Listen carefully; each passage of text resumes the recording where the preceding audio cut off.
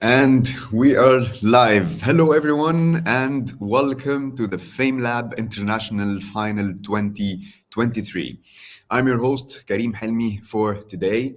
And I would like to say good morning, good afternoon, good evening, depending on where you are at right now.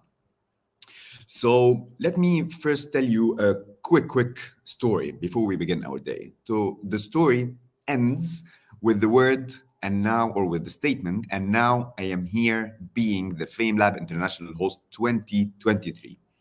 But actually, the story began in 2011, like exactly 12 years ago, when one of my friends came to me and told me there is a competition called FameLab, and you will have to prepare a 3-minute talk, go on stage, talk with people about scientific topics. So I was a little bit too lazy to prepare something. So I told her, thank you, maybe later.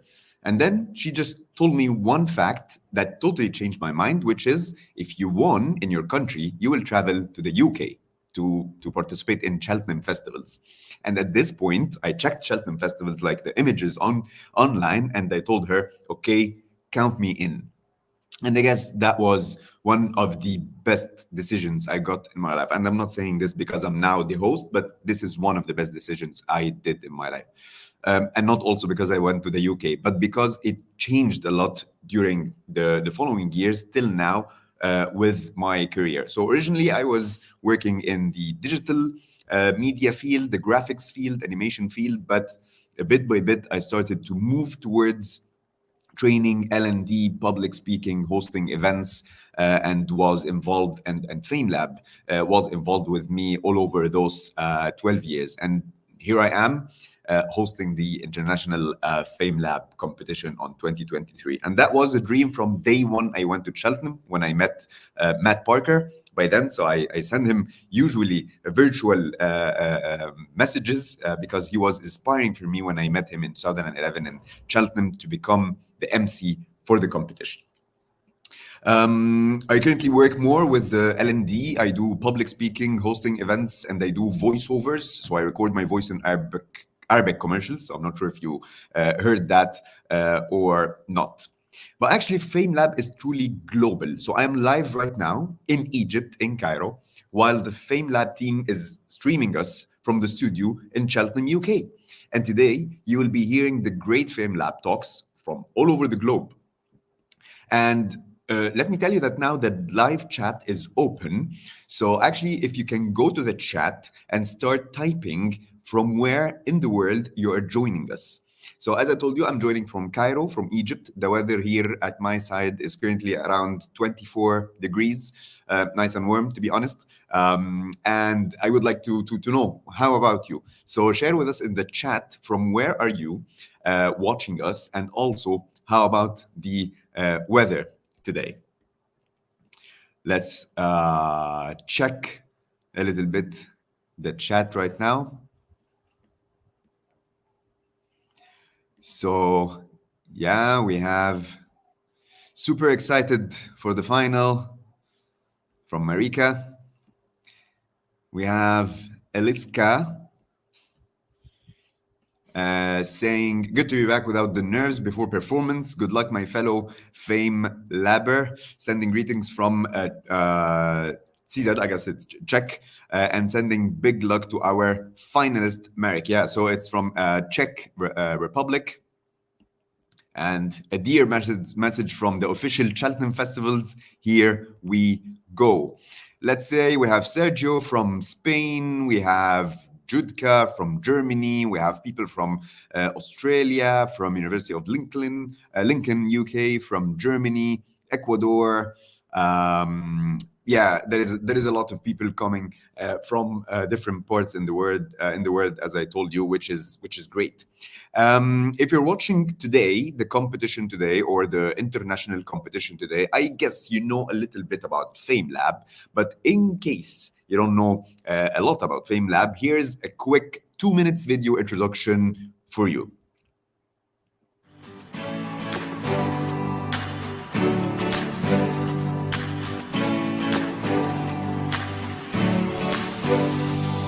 FameLab is the leading science communication competition and training program in the world. Each year, thousands of researchers from across the globe receive training and then compete in heats. FameLab was created by Cheltenham Science Festival, making science accessible for all.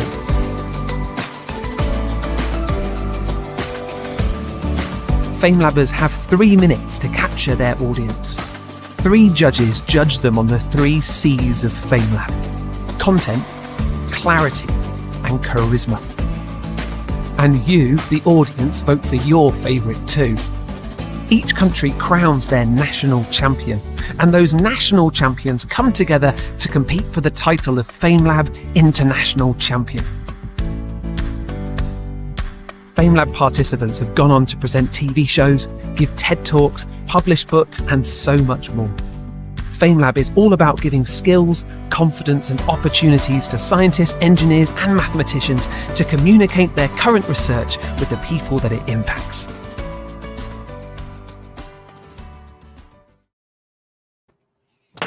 Thank you for the brilliant video from our awesome team. I hope it gave all of you some information or even a refresher. But also, I'm very sad not to see my face in the video, although I was attending a lot of those events happening around. So I've been involved with FameLab in so many different ways, between being a participant. So I feel today's participants, the stress that they have, between being a judge, a host, or a masterclass trainer. And today, I'm proud, very proud actually, to be your host. So before we actually meet this year's 9 VIP finalists, we must say a very well done to everyone who took part in FameLab around the world. And thanks to our international partner organizations. And let me start with Foundation for the Western Australia Museum in Australia, Charles University in Czech Republic, Billfield Marketing in Germany, Psiquadro in Italy, Malaysian Industry Government Group for High Technology in Malaysia, Korea Foundation for the Advancement of Science and Creativity, COFAC, in the Republic of Korea, South African Agency for Science and Technology Advancement, SAASTA, a business unit of the National Research Foundation, and Jive Media Africa in South Africa. Life Science, Zurich, Bioscience Network, Lausanne, and Graduate Center, University of Basel in Switzerland. And finally, the National Science Museum of Thailand.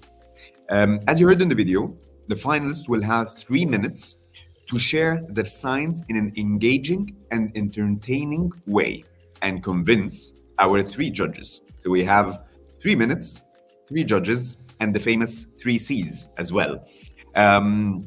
They can use props, so every participant can use props, but they cannot use any slides behind them. The judges will have a challenging task of choosing 2 runner-ups and 1 overall winner for today. All of whom will receive a trophy. And I'm sure the judges will have a very difficult task to do this, since I met with the participants and I can assure you they are all brilliant, and I can assure everyone from the audience you will hear brilliant talks and brilliant ideas. The overall winner today will also walk away with a prize, and this year they will receive a Cheltenham Science Festival experience, and that sounds very exciting if you can think about it. To join us live in the UK next year in 2024. Inclusive of UK travel, accommodation, free tickets to events, and networking opportunities with international scientists, engineers, and researchers. And I'm thinking now about a way to convince Cheltenham festivals to let the host for today, which might be myself, to come as well to accompany the winner from today to the UK next year. Also, there is more. As wonderful as this, to watch you, the international audience from all over the world, you also have a job to do today, and you have a say. You get to choose who will be this year audience favorite. So the choice is all yours, and they will also receive a trophy. Your audience favorite can be the same person as the judges' chosen champion or the judges' chosen runner-ups. The decision is totally. I mean, the decisions are totally independent of each other. So we might see a repeated name from the audience and the judges as well. The audience vote will open after all finalists have performed. So I suggest that you take notes and write down the name of your favorite finalists as we going along, because we'll have 9 finalists. So when we come to the audience vote, you know who you would like to vote for. I know some people here might have friends from the finalists, but also you might consider the other 8 as well. The details on how you will vote will be shared on our socials and right here when the voting opens later. So that's how all it works. But before we get started, there is one more thing. I know we want to go for the exciting part, but there is one more thing that we need to mention, which is technology. Obviously, we are all streaming from different parts of the world, and in case there are any glitches or naughty gremlins playing around, please don't panic. We will be sure to give every finalist a fair chance to present their talks. So if at any point, if anything happened, we will just pause, make sure the participant is totally ready, and will give them the fair chance. After we have seen all brilliant talks, we will get to find out who will be FameLab International 2023 runners-up and winner and audience winner. And as I told you, we have today 3 judges. So it's actually time to meet our esteemed judges who will listen to their talks and ask them a follow-up question or 2. And then after all finalists have presented, the judges will go away, debate, argue. I hope they will not fight together in order to reach the decision of the person who will be crowned the FameLab International Champion 2023. So let's meet now the 3 people who will decide our finalists' fate and hear briefly what they are looking for in our finalists' presentations in terms of the very, very famous 3 C's in the FameLab world, which are content, clarity, and charisma. So let me give you all the judges a virtual applause. Hi, everyone. And Mohammed Sumbati, Rebecca Ellis, and Thomas Hertog, welcome to the FameLab virtual stage. And let's meet our first judge, who has been part actually of the FameLab family since 2010. So he's older than myself with FameLab with only 1 year, and we share the same country as well. So Mohammed Sumbati, he is the Vice President of the Public Communication of Science and Technology, PCST Network, and co-founder of the Arab Forum of Science, Media and Communication. He's an Egyptian award-winning science communicator, journalist, trainer with 11 years of experience, and he also published more than 700 scientific pieces in international media outlets. He is obsessed with FameLab, I guess, same as myself as well. As a national finalist in Egypt in 2010, a FameLab trainer, and his master's degree was on FameLab 2016, and finally today one of the judges. Welcome, Mohammed, and tell us briefly what you'll be looking for today in terms of content. Thank you, Karim. Our first C is content, which simply is science. So what we are looking for today is an accurate and factually correct content, which is suitable for our lay audience. So it shouldn't be too complex, or also shouldn't be so easy. It's just to be suited for a lay audience, very well structured for a 3-minute talk. Great, and thank you, Mohammed, for that. And so that was a description of the first C, which is content. Our next judge is also no stranger to FameLab, a science communicator and the previous FameLab UK champion, Rebecca Ellis. And Rebecca is a neurodivergent early career researcher based in South Wales. She's currently working as a research assistant at Swaneza University for the autistic-led project Autism for Menstruation to Menopause, funded by the Wellcome Trust. She won the UK FameLab back in 2020 and came runner-up in the international competition. She was just about this to win the trip to the UK, but she is already based in the UK, so it's fine. She has since performed her science portrait at Cheltenham Science Festival and been a mentor with FameLab Academy. She also cares greatly about science communication and has continued it through her SciComm Instagram account. You can check it. It's at neuro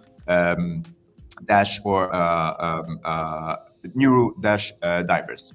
And welcome, Rebecca. We would like to welcome you here with the stage, and also want to know more about clarity, the second C. Hi everyone, a very exciting day. So yes, the second C is clarity.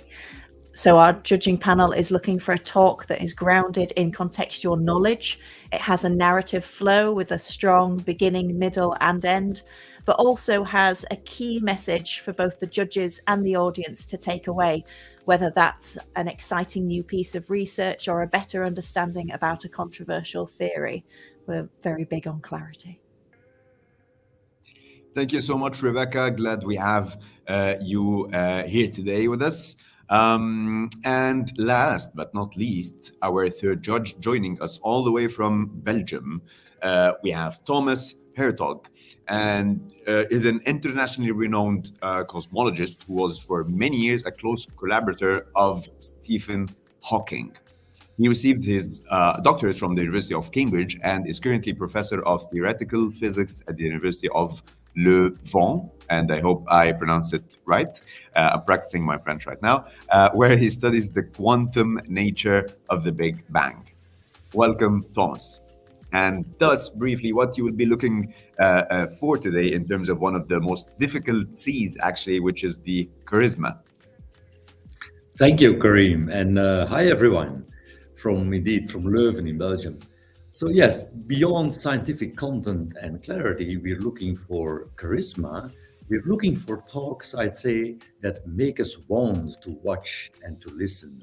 So it's the whole package, really. The talk, the presence, the confidence, and I would say the passion.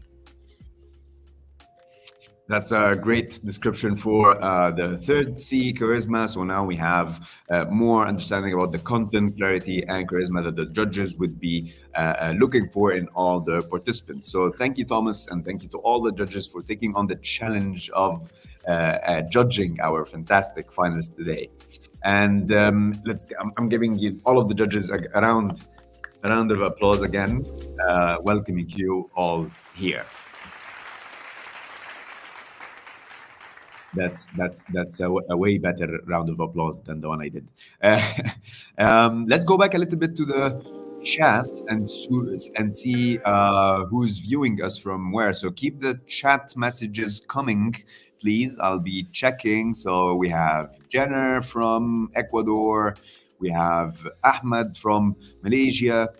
I have also Nicholas from Australia. Sydney, Tian from Sydney, and we have greetings from South Africa. All the best for the country finalists. We have Jesus from Spain. We have also Australia, Italy, Luca from Italy. Great, I can see a lot of messages coming around. I'll be checking every now and then for new messages, so keep the chat alive. And usually we would like to know that you're enjoying the day. So if you enjoyed something, if there is a scientific fact that blows your mind, maybe a prop that someone used and you love, please don't forget to mention this in the chat. Just give them energetic, encouraging messages to boost actually the participants' energies. I can see Nehemia as well from South Africa. He said, all the best for the competitors today. I'm sure Nehemia knows exactly the stress because he was a FameLab alumni and a FameLab winner before that. So actually, let's do it then. And today's order for the finalists was chosen by random. So it's not necessarily the alphabetical order or whatever. It's just a random order. And enough for me today, I guess, or enough for me at least right now, because I talked a lot. And now it's the time to start with the first finalist. She's joining us all the way from Thailand, and her name is Panisara, but she likes to be called Dream. So we will mention her name that she likes, which is Dream. Actually, she has different interests and hobbies: MMA, mixed martial arts, jiu-jitsu, wrestling, kickboxing. So a lot of sports that she is interested in. She's graduated from the industrial engineering major, research in the field of global warming, SDGs, food and health, and technology.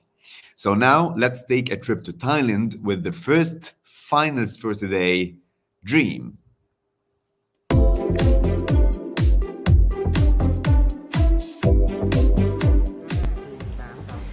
So I think FameLab Thailand helps to expand more knowledge and more science community for everyone, especially the youngster. I saw like many parents that bring their kids to see our shows, and that help them to understand science more, and especially to speak within 3 minutes sometimes is a bit hard, but I think this is a useful thing to share all of the knowledge to all of the youngsters and other people.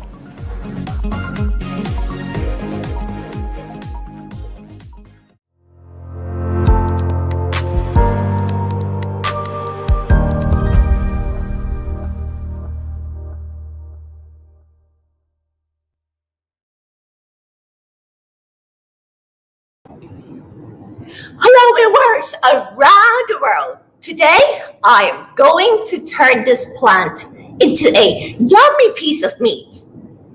I think that many people love steaks, especially this juicy beef. But do you know that cows produce methane gas, which is 20 times more damaging to our climate than carbon dioxide produced by cars? But how can cows produce methane?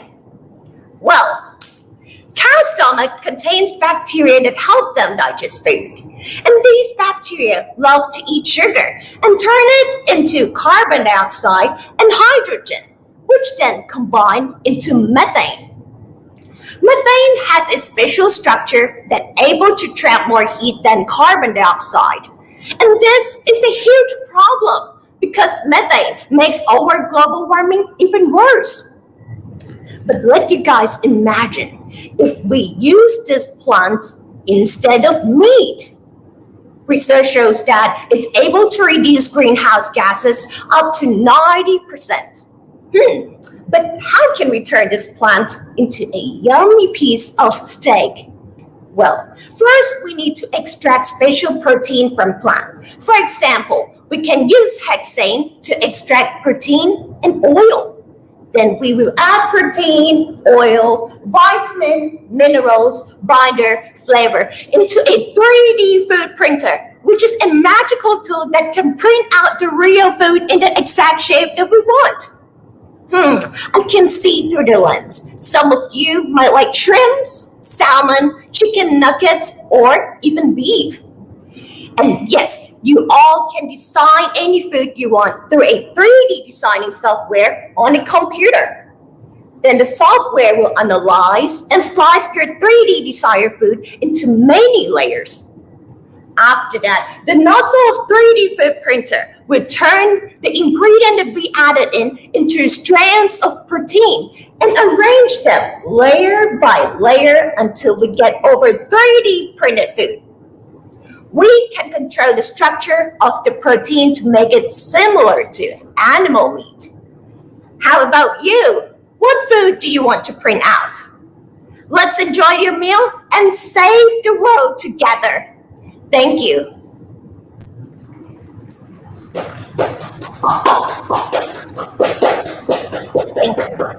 Thank you, Dream. And actually, when you're talking, all I can think about were also my plans here around if I can just go quickly transform them to chicken nuggets and beef immediately because I didn't have breakfast anyway. Thank you so much, Dream. And now I'll be over to the judges to ask Dream a couple of questions. And first, I'll start with Mohammed. Thank you, Panisera Dream, for your talk. Actually, I just have one question about how do you think this would impact the current crisis we face in terms of climate crisis? So in terms of climate, right? Actually, not just only like the animal farms or things that can create global warming, like the cow stomach contains bacteria that help them to digest food and turn it to methane. Moreover, like when we cutting more trees to provide space also can cause more global warming too. Moreover, like the food for animals to eat, some of them we have to build the factories and also release a lot of toxic gas, which also can cause a huge problem of global warming too. And moreover, this one also related to SDGs, which help about food scarcity or even the war right now in current day. Maybe these technology also can help to provide food for the needs too. Thank you. Thank you, Dream, and thank you, Mohammed, for your question. And now let's move to Rebecca. Hi, Dream. Thank you for your talk. I was just wondering, how far into the future do you think it's going to be before we see 3D food printing happening on a wider scale? In the wider scale, first of all, actually in UK also have the restaurant that has 3D food printer already, and I think maybe around 2 or 3 years later, the 3D printer will have expand more worldwide. And I think this one also can use for household as well. Lovely, thank you. Thank you so much, judges, and thank you, Dream. And let's give Dream a big round of applause. Thank you so much. Thank you. And now on to our second finalist as we travel all the way to Australia. And right now I am my time zone is at 12:30 p.m. I guess in Australia it's more and more becoming into late night. Maybe it's 8 or 9 p.m. So we have Olivia from Australia, and she really loves road trips to the coast, crosswords, and good pastry. She's not a fan of things popping, like a balloon popping or whatever, and she hates the anticipation of waiting something to pop. I'm sure you have a difficult time with birthdays and parties, Olivia. She's also a keen soccer, football player and a fan, and she loved having the FIFA Women's World Cup in Australia this year, 2023. She's very proud that after she competed in national competition, FameLab, she, being the winner, she woke up to a message from a younger cousin, 13 years old, who had tuned in to watch the final, and the message was, "Hey Liv, can you teach me science and you make it fun?" So let's get ready with the fun from Olivia from Australia.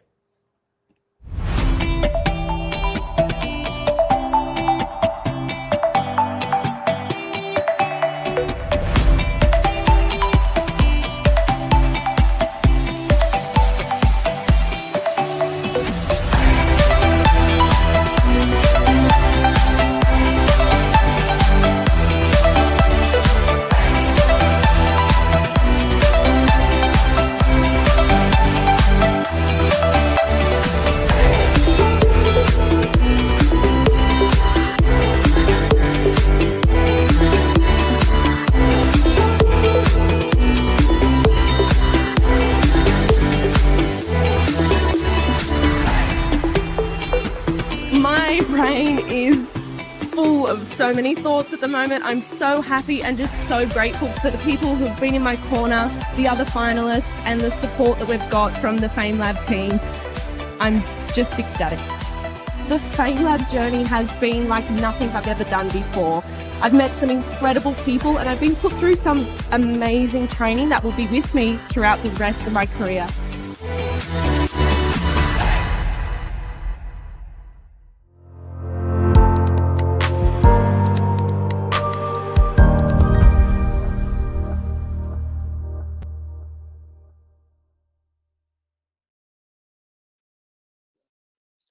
I have a question for you all. What does puberty, pregnancy, and menopause all have in common? Hormones. Yes, they're all instances of hormone fluctuations. But what if I was to tell you there's something else in common with puberty, pregnancy, and menopause? I bet you'd be surprised if I said asthma. Yes, asthma. I know what you're thinking. It seems strange. We don't often associate asthma, a disease of the airways, with hormones. But we should, because after puberty, females are more likely to have asthma than males. Why is that? Can female sex hormones influence the development and the severity of asthma? And if so, how? Well, let's talk hormones for a moment. Hormones are our body's radio waves. They broadcast messages all throughout the body. Just like a radio receives signal through its antenna and plays a certain tune, our cells all throughout the body, here's one I prepared earlier, can receive hormone messages through specific receptors, which can influence how that cell functions. During my PhD, I've looked at two hormones in asthma, estrogen and progesterone. You may be familiar with these hormones and the messages that they send to our reproductive system, but I'm interested in the messages they send to our lungs.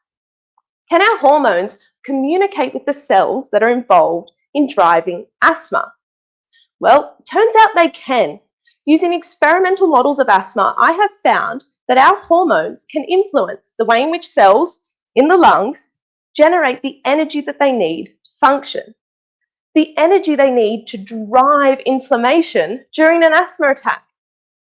Otherwise known as cell metabolism, I've found that our hormones, including estrogen, can increase key components of cell metabolism, and this may be why our estrogen is associated with more severe outcomes in asthma. So, what happens when the radio tower stops sending these hormone signals?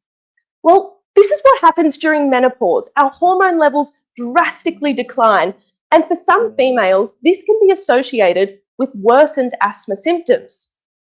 To maintain hormone signals during menopause, some females may choose to plug in their own playlist. That is, they may start taking hormone replacement therapy, or HRT. Our understanding of HRT in asthma is conflicting but ongoing. However, for some women, taking HRT not only helps with their menopause, but with their asthma too. We have a lot more to understand when it comes to hormones and asthma, but the findings from my PhD are really exciting, and I'm excited about the implications that this could have in other diseases. Ultimately, I hope that this encourages all of you to tune into your hormones when thinking about asthma and disease.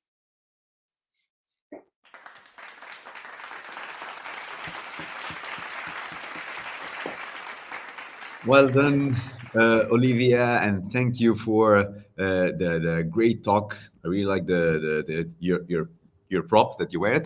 And now moving on to the judges to ask Olivia a couple of questions. And first, I'll start with Thomas. Thomas, do you have a question for Olivia? Yeah, sure. Thanks, Olivia. You mentioned at the end that this could be connected also to therapies for other diseases. Can you give an example? Did you have something in mind? Thank you, Thomas. Yeah, a very good question. I think if we can better understand how our hormones communicate with our cells, we can, especially our immune and inflammatory cells, that would be implicated in a lot of other diseases where an immune response is generated. So just general understanding about or improving our foundational knowledge as to how hormones influence immune responses, will be applicable in a lot of other disorders. And I think moving into better understanding how throughout, say, the menstrual cycle, when your hormones are fluctuating, if we can figure out that at certain stages of the cycle, perhaps you can mount a better immune response or you are more susceptible to infections, etc., I think that will have implications, significant implications in the future. Thank you. Thank you, Thomas. And moving to Mohammed. Mohammed, do you have a question for Olivia? Thank you, Olivia. I just have one question. Yeah, you chose this kind of metaphor of like the transmission radio tower and radio that's receiving this with how the receptors work on our cell. So why did you choose this metaphor to explain the science for lay audience? Yeah, thank you. So I think our understanding of how hormones work in the body is often kind of centered around what they're doing in terms of reproduction and fertility. But I really wanted to get out there and convey that our hormones send signals all throughout the body, to our lungs, our brain, our heart, all sorts of systems. So the radio wave analogy and that idea of broadcasting signals throughout the body, I just think worked really well. And so that's why I chose that. Great. Thank you so much, judges, and thank you, Olivia. And let me go back, check some comments meanwhile. So keep those shout outs coming. Actually, we've got from Jay, Olivia's very proud supervisor from Australia tuning in with the family. That's a very nice message. We have Hassan from Malaysia. We have people Incan shouting for Aysel. Cheltenham festivals are also giving a warm message to good luck to all the competitors. And actually, there is another message from Cheltenham Festival that while you are enjoying the talks, you can find out more about the finals throughout the link. So if you can go to cheltenhamfestivals.com, FameLab News, and then you will have the section of Meet the FameLab International Finalists. We have a lot of shout outs to a Dream while you were presenting. So Marika said Dream's background is on fire. Rhoda said go Dream.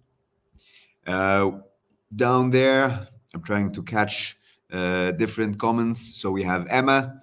She said go Live. A lot of support for Olivia. Awesome job, Liv, from Jay. Great, yeah. Keep the all the messages coming while the participants are doing their amazing talks. But now I'll be moving to our third finalist for today, and we will go all the way to the Republic of Korea. We have Jaehyun Park, and we can he would like to be called Jayden.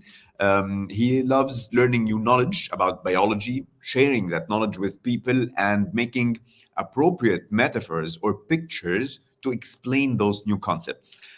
He is not a fan of riding scary amusement park rides. I'm not a fan either, by the way. And his proudest moment so far is for him, it's rewarding to see students understand life science concepts that they have heard of, but they have yet to understand through classes.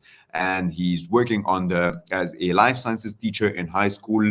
And now let's travel to the Republic of Korea with Jayden.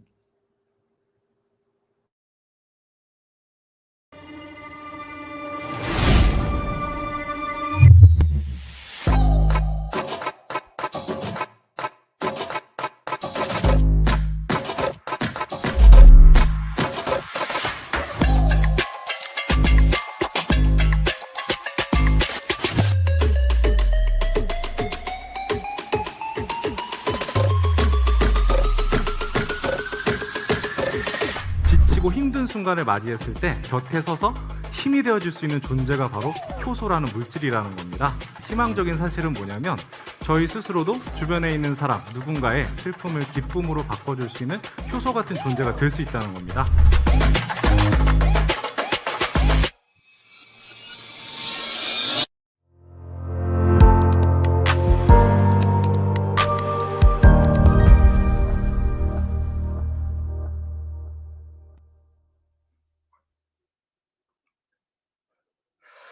Recycling hub for plastic-hungry enzyme.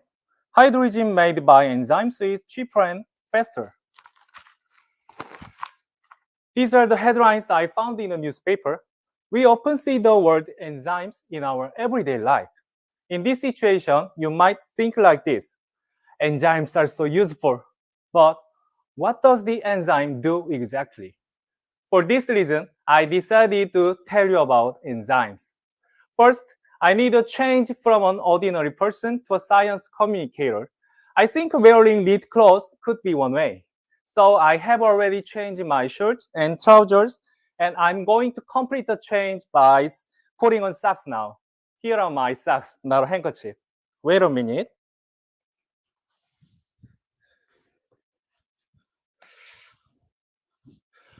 Oh, it's not easy to wear socks while standing. I wish someone could assist me now. Anybody here? Oh, using a chair would be easier. The chair will support my posture like this. It's very easy. Okay, I'm all ready. Actually, this chair has a name. It's enzyme. Did you notice? This chair and enzymes are similar in some ways. Many substances in our bodies are constantly changed, but it's not always easy because they must get over unstable moment to change, just like this. Oops. We call it transition state. However, with the help of enzymes, substances can easily overcome their unstable moment.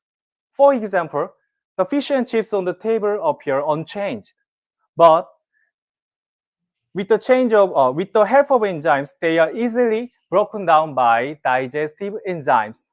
I think our lives are the same. Life sometimes brings challenges, and it's not easy to solve them yourself, but you can easily overcome it if I become your enzyme.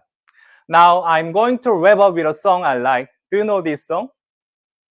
I lose my way, but still you seem to understand. Now and forever, you will be my enzyme. Thank you for listening.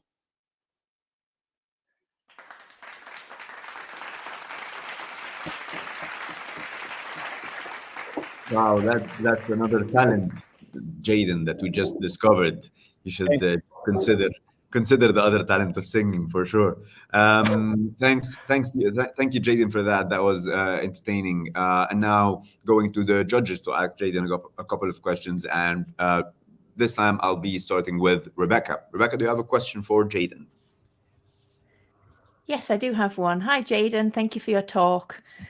I was just wondering where you picture the future of research with enzymes going. What else could they do for us? I wanted to say that enzyme help to speed up the change in substances, and I want to tell you about the fundamental role of enzymes. Did I get a point? Yes, Could you you've tell made me your point. one more time? Yeah. I was wondering what the future of research about enzymes holds. So you've spoken a lot about them breaking down a lot of stuff. I guess what's the best thing that they can break down, or biggest thing they can break down?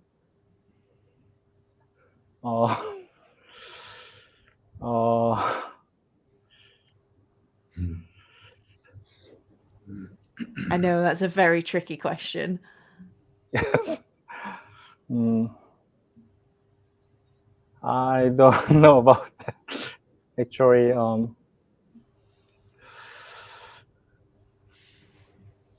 I have an idea about that, but I'm not good at speaking in English. So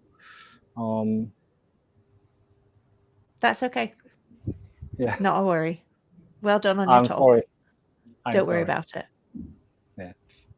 No worries at all, Jayden. Just do your best in just answering the question, and judges definitely will take this into consideration. And I might go to Thomas if you still have a question to Jayden. Yeah. Hi, Jayden. Yeah, great talk. Thanks. So you started out with reading a newspaper, which I thought was really original. So how do you think a better and fundamental understanding of enzymes, which was the topic you mentioned, can then help with some problems of society that we read about in newspapers or something? What problem of society comes to mind? What problem is to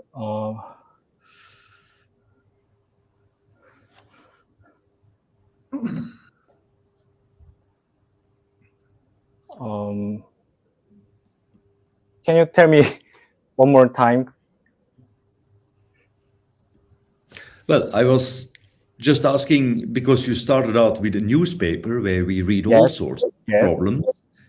Yes. Maybe if we understand enzymes better, we can solve some problems that we read about in newspapers. And I was just asking, is there one problem you want to solve for society by studying enzymes, or is there another problem you think of? We can use enzymes and in many situations. There are many types of enzymes. Because of this variety, I couldn't cover everything, and I don't know everything, every type of enzymes. Yeah, don't worry. Okay. Yeah, that was great. Thank you so much, Jayden, and thank you for the judges. And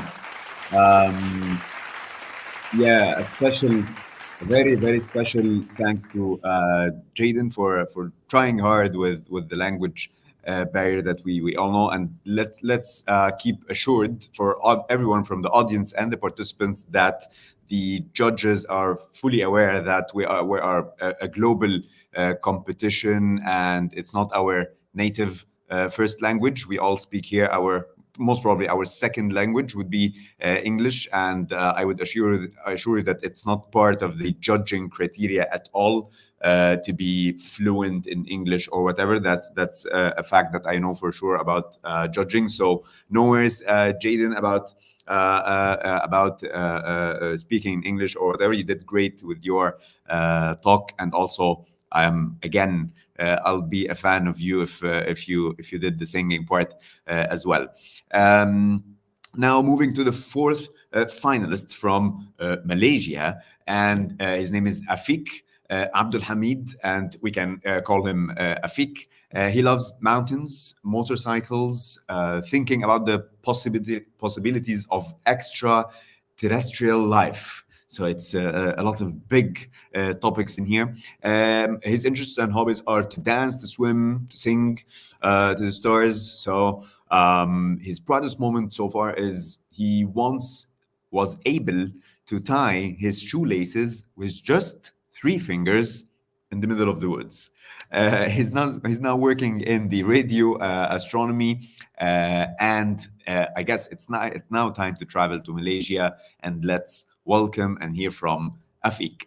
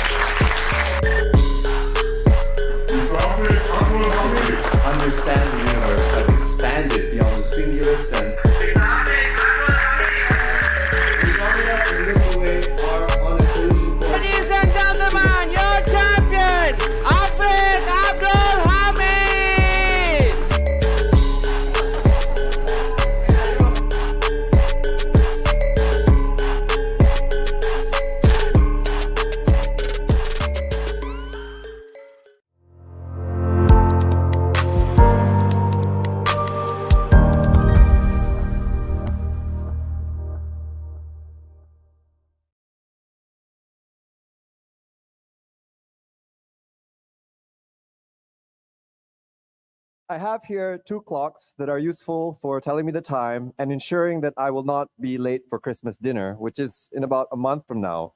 But suppose that I was Doctor Who and I had to attend Christmas dinner set to take place 1 million years from now. These clocks would not be sufficient because of mechanical failure, break down and deviate across the aeons. I need the most precise clocks in the universe. I need pulsars. Pulsars are rapidly rotating neutron stars that emit beams of radiation that sweep across our line of sight like lighthouses. There's a little dance that I could do to illustrate this. Suppose that I was the pulsar and my arms were the beams and I rotated. Every time my arms would cross your eyes, you would see flashing radio light pulses. And because of their stable rotation, they make excellent timekeepers. And if we watch them for long enough, they might even reveal some hidden wonders of the universe, like the supermassive black holes of merging galaxies. Now, somewhere in the universe right now, 2 galaxies are merging to become one. At the climax of this collision, space itself vibrates with waves that very subtly change the distance between you and me by a fraction the width of an atom. That's comparable on relative sizes and scales to the probability that my crush will ever call me back. Olivia, call me. Now, by comparing the arrival times of pulsars signals in one part of the sky versus the arrival times of the pulsar signal from other parts of the sky, we can tune in to a cosmic choir of colliding galaxies that will unlock for us the true nature of black holes. And this is called a pulsar timing array. It is an incredible astrophysical experiment that allows us to validate Einstein's theories of gravity. It can also be turned around to help us and a certain gentleman named Elon Musk to get to Mars by acting as a set of navigation guides and buoys for ships crossing the cosmic ocean. Now, let's compare this to GPS satellites, which require constant communication with Earth in order to operate. We have, in this case of pulsar navigation, a system that is autonomous and allows us to never get lost, and that will prevent us from allow us to always be on time for every Christmas dinner in the cosmos. So I think we're good for the next 1,000,000 years. Now we can't walk this path alone. It takes a community of astronomers watching thousands of pulsars working together across many continents to make the dream work, to enable the magic of pulsars. And with Malaysia building its first 30-meter radio telescope, we stand a chance to participate in this work with the international community. Now, regardless, only time will tell where the magic of pulsars will take us to. But my friends, this is only just the beginning. Thank you.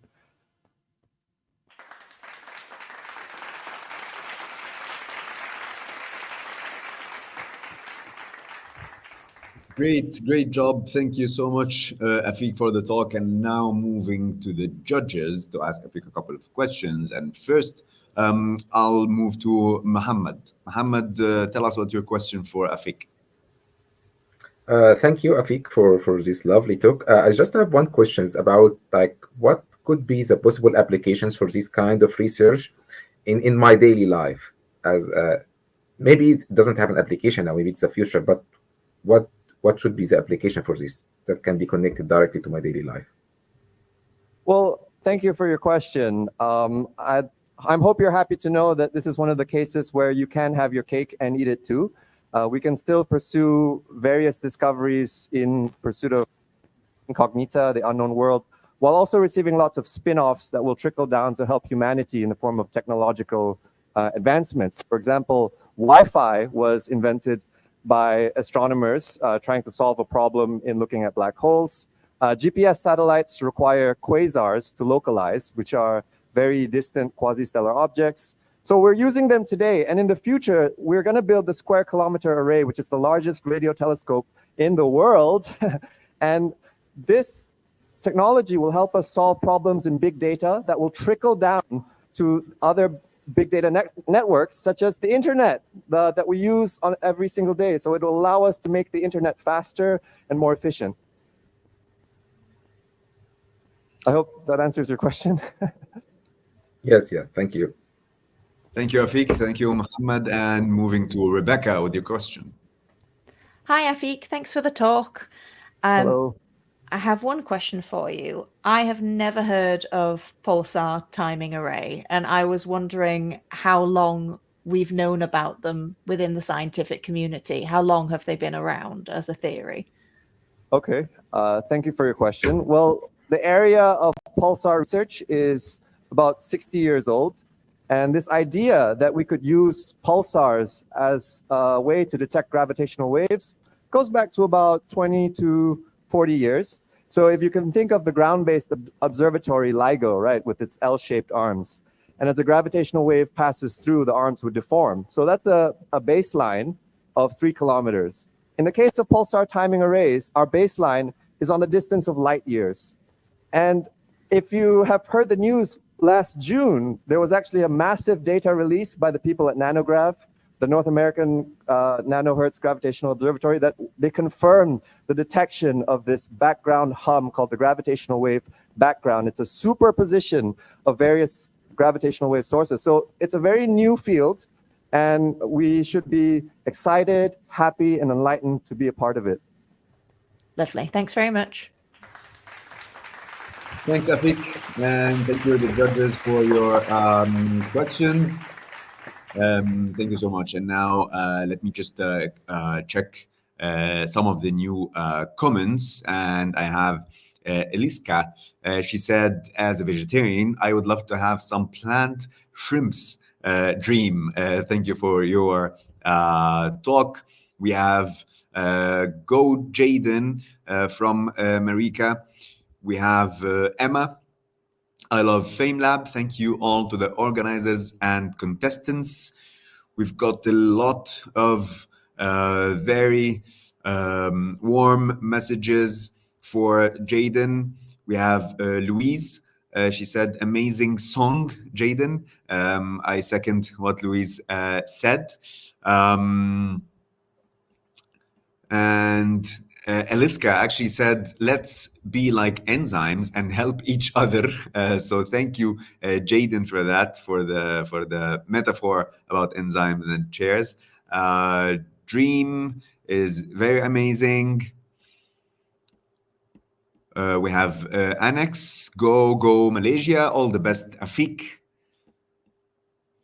We have Emma, great work, Jayden. Saidatul, Sofia, all the best, Afiq.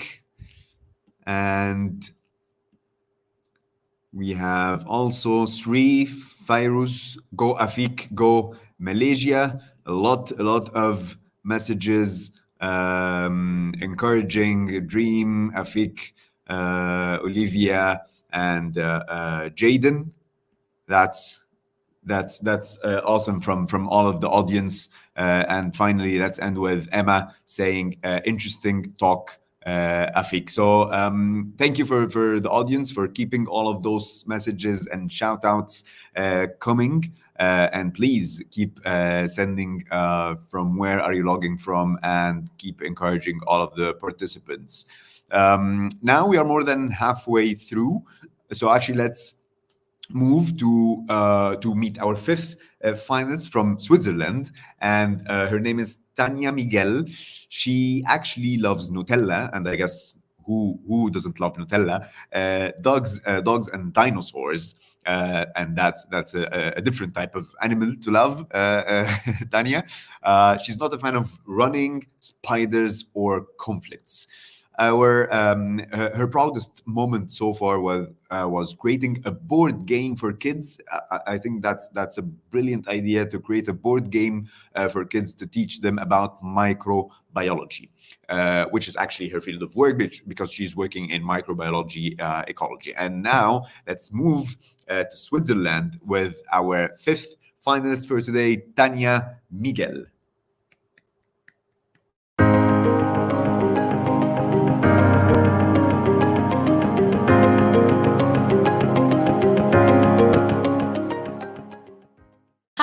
My name is Tania. I'm a PhD student here at the University of Lausanne in Switzerland.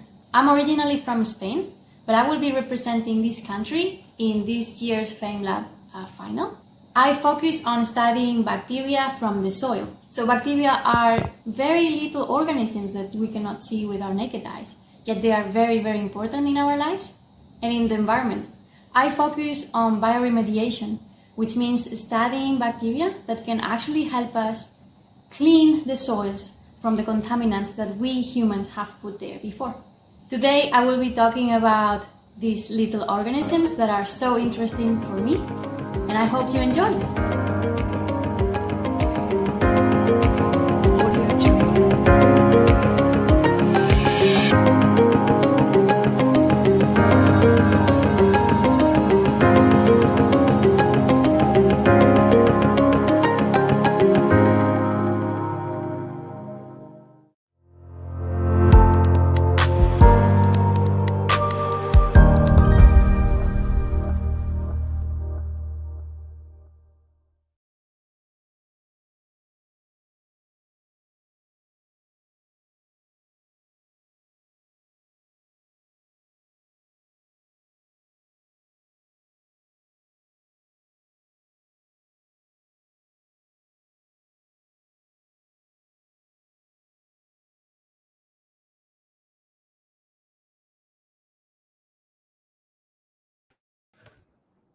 Sorry, Tania, if you could unmute your microphone and then we'll start from the beginning. Sorry about that. Is that okay now? Perfect, coming through nice. Okay, I start again? Yes, if Sorry you about start that. from the beginning. No worries at all. Thank I was saying hello, everybody. As I promised in my last talk, today I will be talking about positive interactions between bacteria.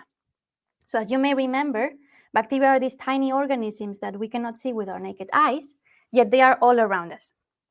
Contrary to what you may think, though, life out there is not easy, and bacteria face a lot of challenges. So one way any living organism face these challenges in nature, including us, is through evolution.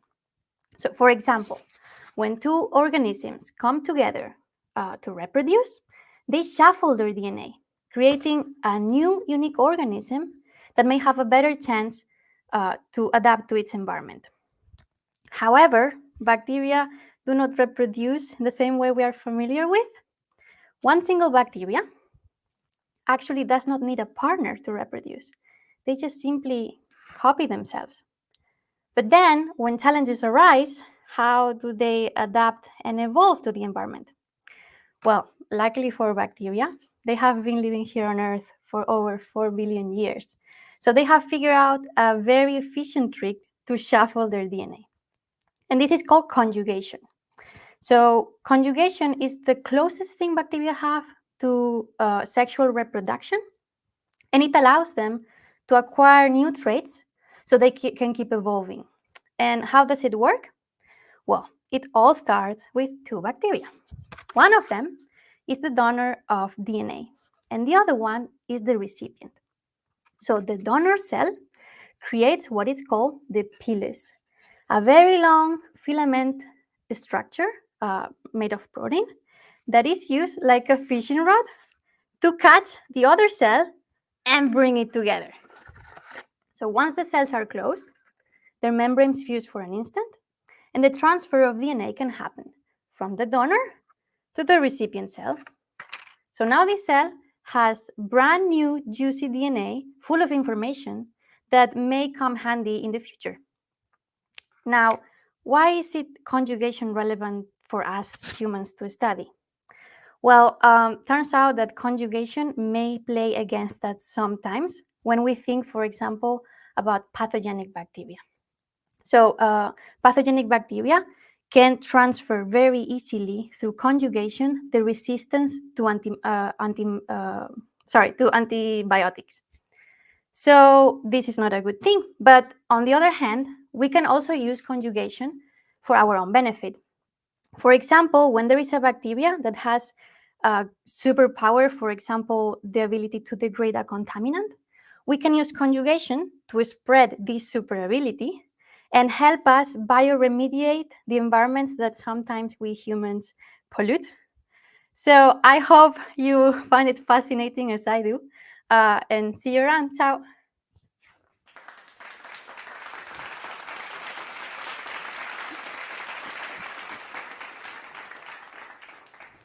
Thank you, Tania, so much. And now over to the judges to ask Tania a couple of questions. And first, let me go to Thomas. Hey, Tania. Thanks for your talk.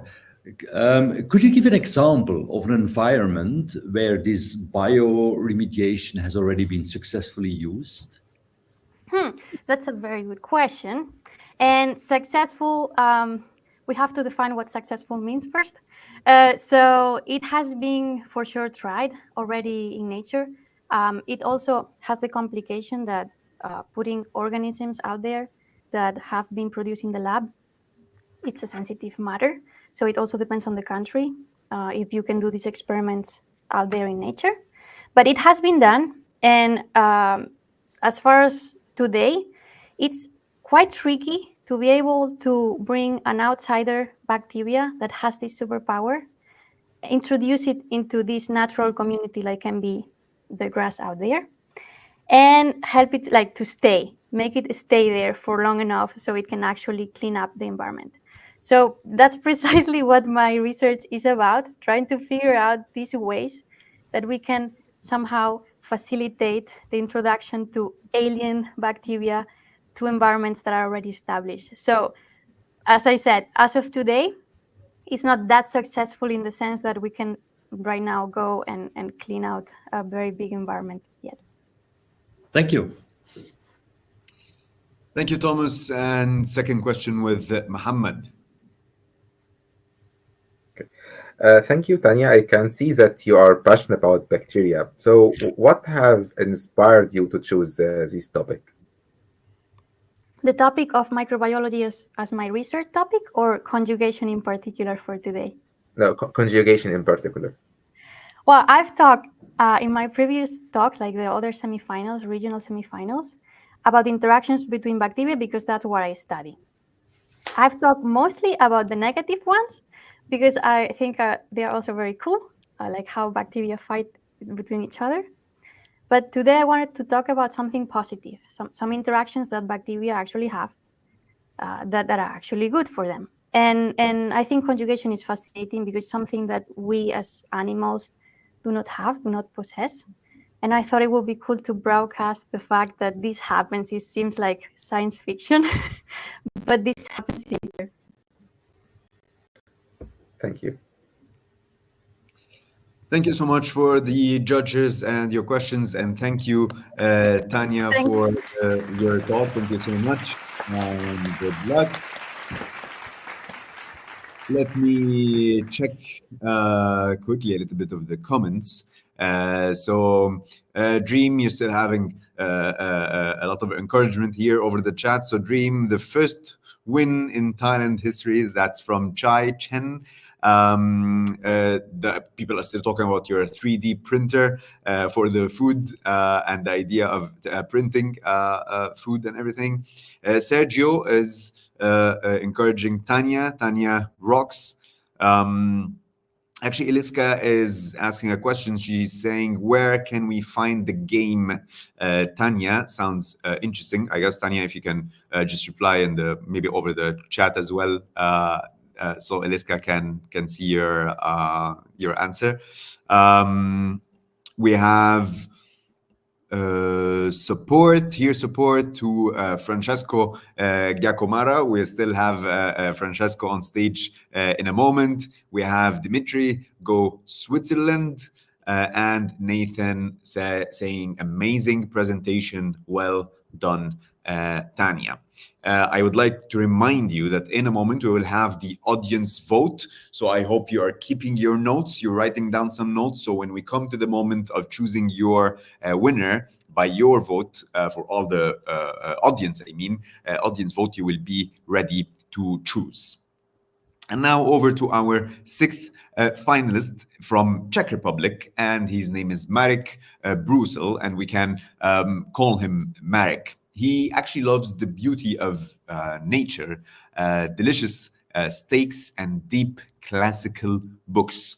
He's not a fan of football or math or unpleasant people, and I guess I'm not a fan either, Marek, so I kind of second you. I'm not a fan of unpleasant people as well. And he's working on, and I want you to focus with me on this, because when I read his field of working, I thought I need to focus on the title. It needs a lot of attention. So come with me now. He started with, I study general medicine. That's fine. I'm currently in the 3rd year. That's fine. And then my research is focused on spontaneous in vivo recellularization of decellularized pig liver grafts. So again, research is focused on spontaneous in vivo recellularization of decellularized pig liver grafts. I find it very complicated and title, so I wanted to say it out loud. And now let's go to Czech Republic and give a round of applause to Marek.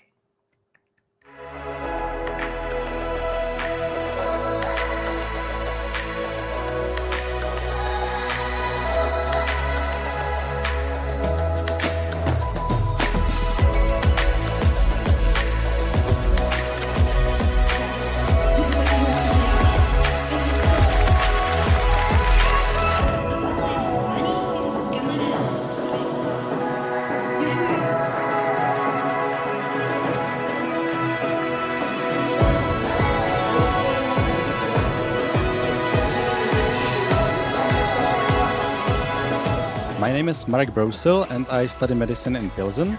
I'm very happy and I'm also very surprised that I won FameLab here in Czech Republic. My research is focused on development of new liver transplants. I'm greatly looking forward to representing Czech Republic in International FameLab.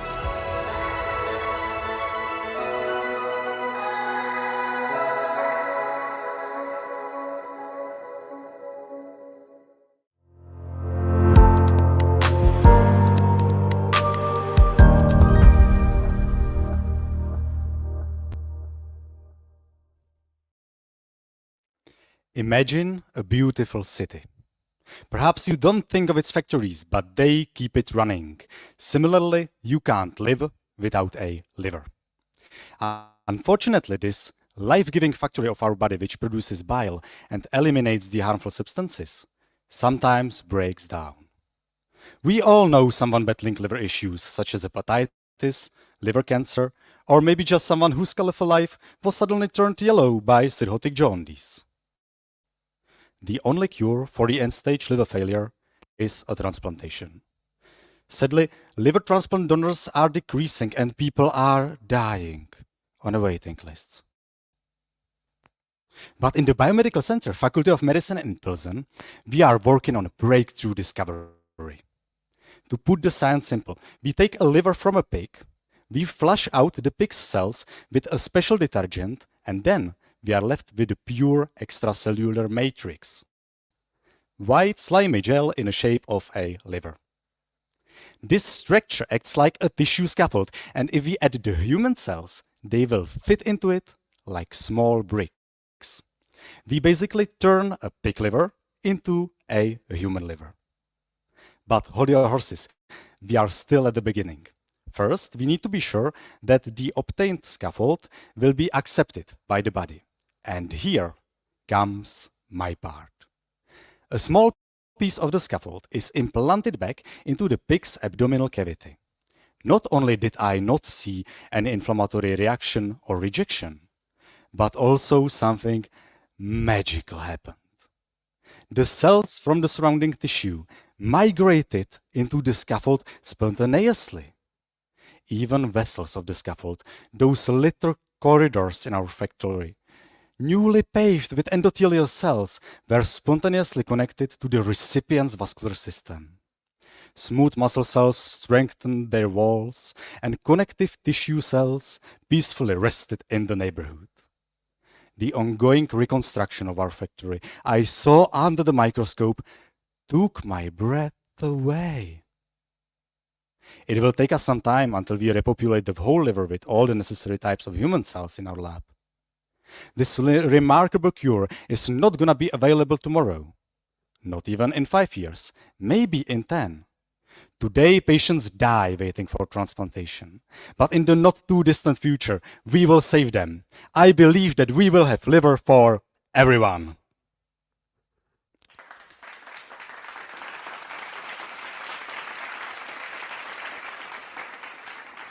Thank you so much, Marek, for the great talk and great presentation. And over to the judges to ask Marek the questions. And first, I would like to start with Rebecca.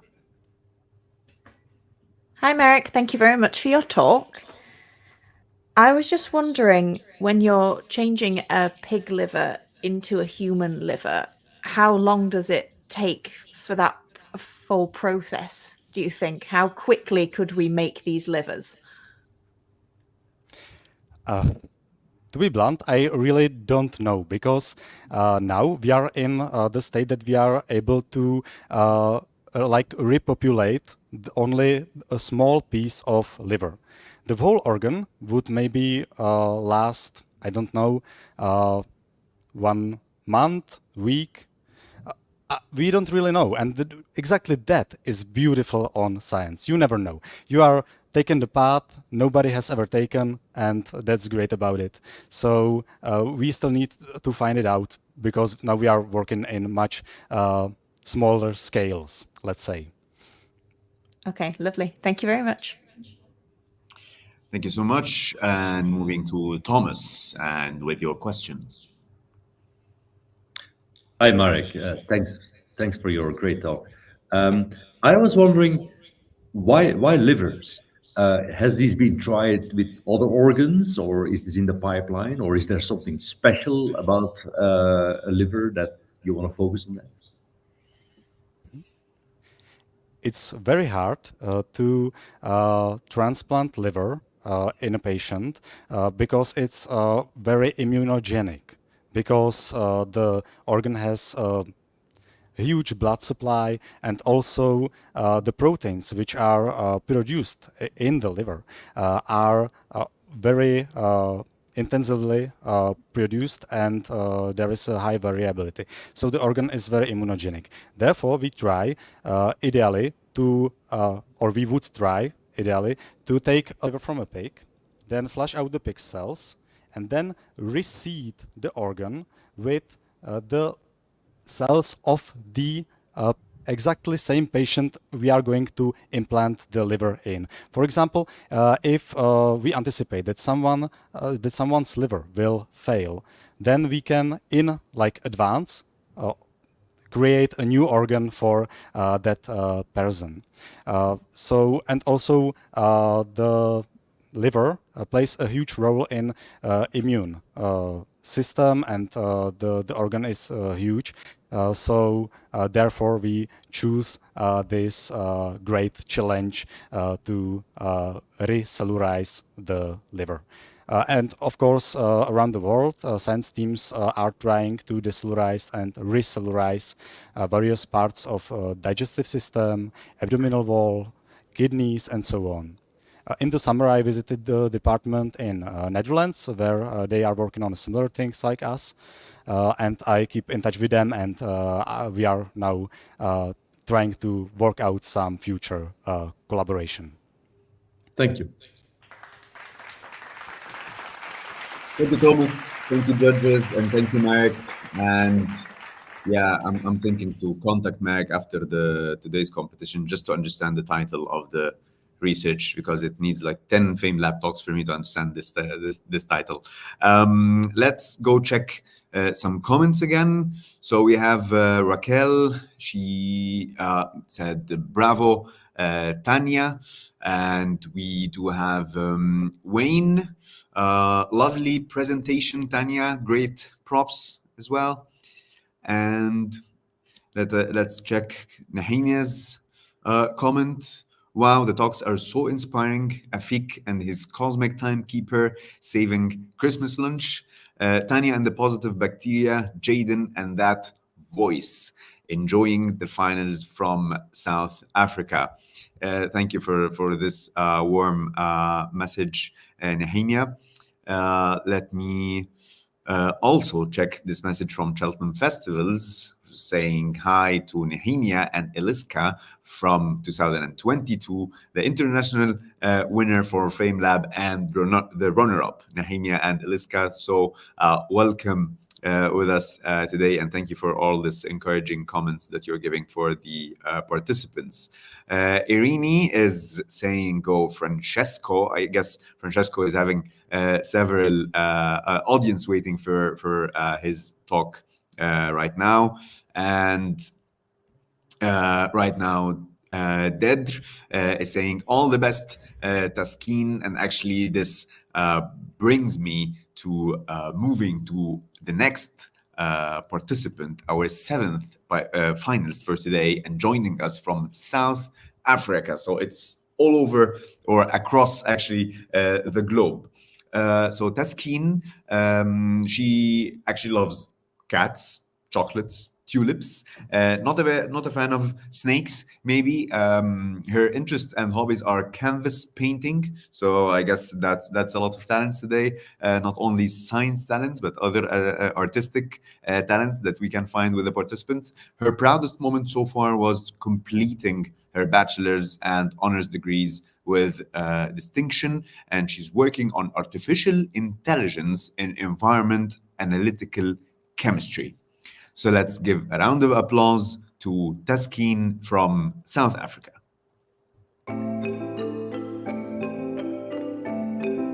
Showcasing South African research is vital to establishing an international reputation for science excellence. My name is Taskeen Hasrat, and my passion for problem solving led me on a journey to obtain my master's in chemistry. Water is a scarce resource, and traditional wastewater treatments, particularly for mining pollution, are expensive and time-consuming.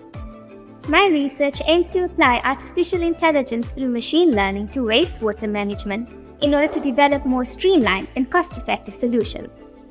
My initial interest in FameLab came from wanting to improve my communication skills about my research. Thanks to a partnership between government and science communication agency Jive Media Africa, FameLab has run throughout South Africa for over a decade. FameLab and the training by Jive Media Africa has helped shape the way I communicate by allowing me to remove scientific jargon, which allows my research to be more accessible to the general public. Engaging and collaborating with people from different fields allows for creative applications and practical solutions to blossom. The more people understand my research, the more positive impact it can have on the world. I'm incredibly excited to represent South Africa in the international competition.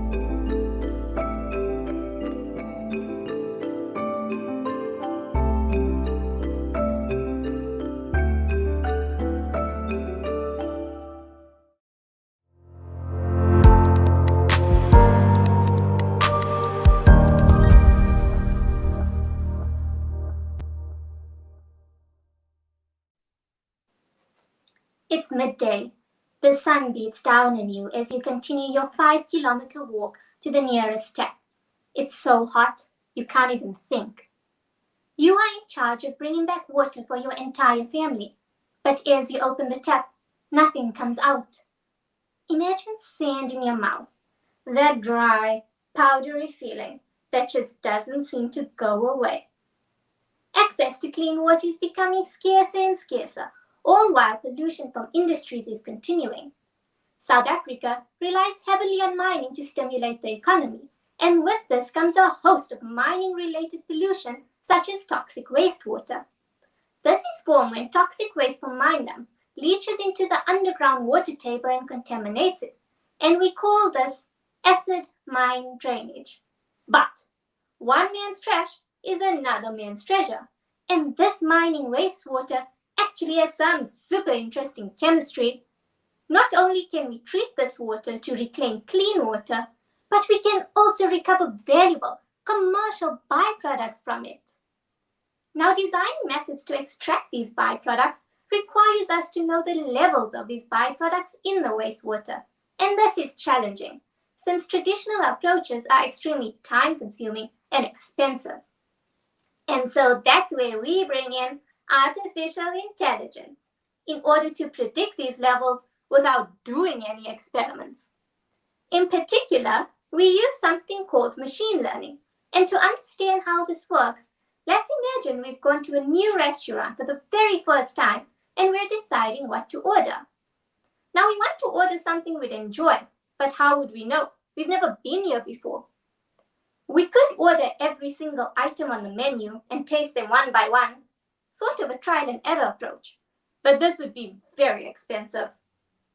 But if we stop to think, I like chicken more than prawn, so I'd probably enjoy the chicken burger a lot more than the prawn pasta. By analyzing the relationships between food, we came up with the best possible solution in the shortest amount of time. And that's exactly what machine learning does. It uses mathematics and statistics to learn the patterns present in large data sets.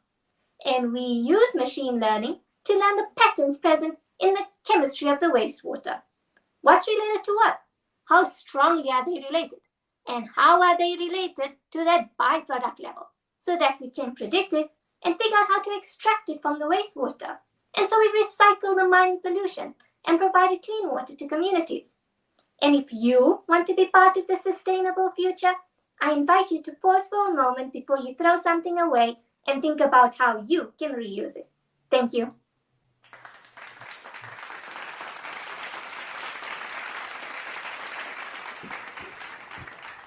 Thank you, Taskeen, for this brilliant talk. And I'll be moving directly to the judges to ask Taskeen a couple of questions. And first with Muhammad. Your question. Thank you, Taskeen, for this lovely talk. Actually, I wanted to ask about how using this technology can make an impact in the life of local communities in South Africa. Okay, thank you very much for the question. So when you look at the location of your water treatment plants that we are working with, they are located on the outskirts of the city, so in your rural areas predominantly. And these are the areas that are impacted by historical mining, so the pollution from the mines. So what happens is these treatment plants, they actually pump that toxic wastewater, that acid mine drainage up from underground. They treat it, and then they discharge their clean water to the communities. So by using this technology, when we're predicting these levels of byproducts in the wastewater, what we would like to then do is go back to these water treatment plants and from our analysis tell them, okay, look, you're focusing a lot in this area. That's not so important. You should rather be working in this area because this is what you letting yourself down in, and you need to improve so that you get cleaner water out to communities. I suppose when we were looking at our data, we have historical data, so from 2015 to 2020. Surprisingly, when we looked at 2020 data, we thought from around March, the data is going to go a bit off because of the COVID pandemic. But what happened is we found there was actually no change. So what we realized is that these water treatment plants were deemed essential plants, and the workers were essential workers in a pandemic because they needed to provide clean water to the communities. So by augmenting that treatment process with artificial intelligence and machine learning, you literally just streamline the process. Because like to train a model takes 2 seconds instead of doing an experiment that takes you a whole day. So you're just able to really save on your cost and your time. And at the end of the day, it goes back to the communities that are around the treatment plant. Thank you for the detailed reply, Taskeen. And moving on for the second question with Rebecca. Hi, Taskeen. I'm just wondering that from all the information you've given us, one key message that you'd like the audience to take away from your talk today. Okay, thank you for the question. So it's definitely that when something is over, or if you think about when you finish pouring your milk into your coffee in the morning, don't throw that milk carton away. Don't throw anything away. There's value in it. There's something, when you look at establishing a circular economy, you look at taking something you would have thrown away, seeing it, looking at it, really analyzing it and repurposing it. So really recycling, not throwing so much away, and everything has a reuse. So one man's trash is another man's treasure. Really look at whatever waste you're throwing away and think about how you can reuse it instead of throwing it away. Lovely. Thank you. Thank you so much, Taskeen, and good luck. Thank you so much for the judges. That was great. And then I'll be traveling again across the globe and now back to Europe one more time and going back to Germany with Aysel Ahadova. And Aysel talked about herself that she loves summer, sea, and stage, obviously, because now she's now on the virtual stage of FameLab. She's very much interested in cooking, arts, and astrophysics, and particularly Star Talk podcast. She was very proud and happy to have been able to realize her dream of doing a PhD in Germany and acquiring scholarships to fund her studies. So let's have a very warm welcome to Aysel from Germany.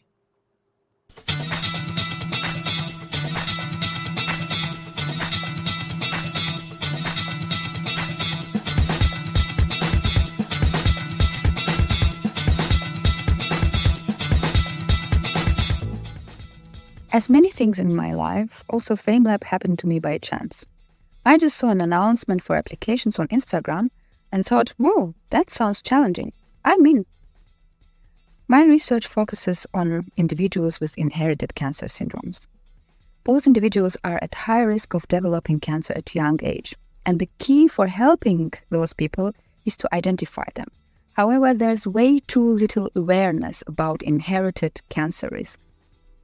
FameLab offered me an opportunity to talk about basic biological concepts of cancer development to general audience and to make thousands of people aware of inherited cancer syndromes. And the best thing that I take home from FameLab is an audience that is entertained while being educated.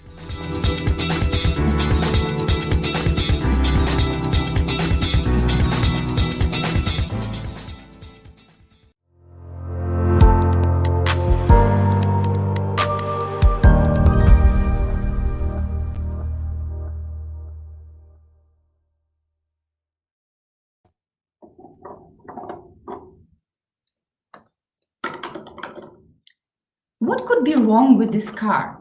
It looks completely fine, right? But it didn't pass the inspection.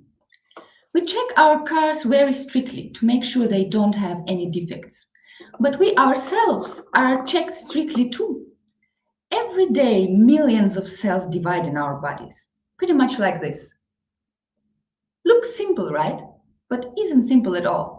Because at every cell division, our entire genetic information, the DNA in our cells, needs to be replicated. And it consists of 3 billion little pieces. This is an incredible amount of work. And when we work a lot, we get tired and make mistakes, which is completely natural and fine. That's why our cells are equipped with DNA repair tools. For each type of mistake, there's a specialized tool to repair it. But what if your car mechanic lacks exactly the one instrument that your car would need to be repaired? The car remains unrepaired. And cars with defects are dangerous because they can cause traffic accidents. And cells with DNA defects are dangerous too because they can cause cancer. However, such cars, exactly as such cells, usually get detected, and not only by our curious neighbors, but particularly by the police, our immune system. The immune system takes such cells out of the traffic. Everything is fine again. But with age, things change. The cars don't drive so well anymore. The car mechanics start losing their tools, and the police gets too old and cannot see so well which car is defect. So, what do we do in this situation?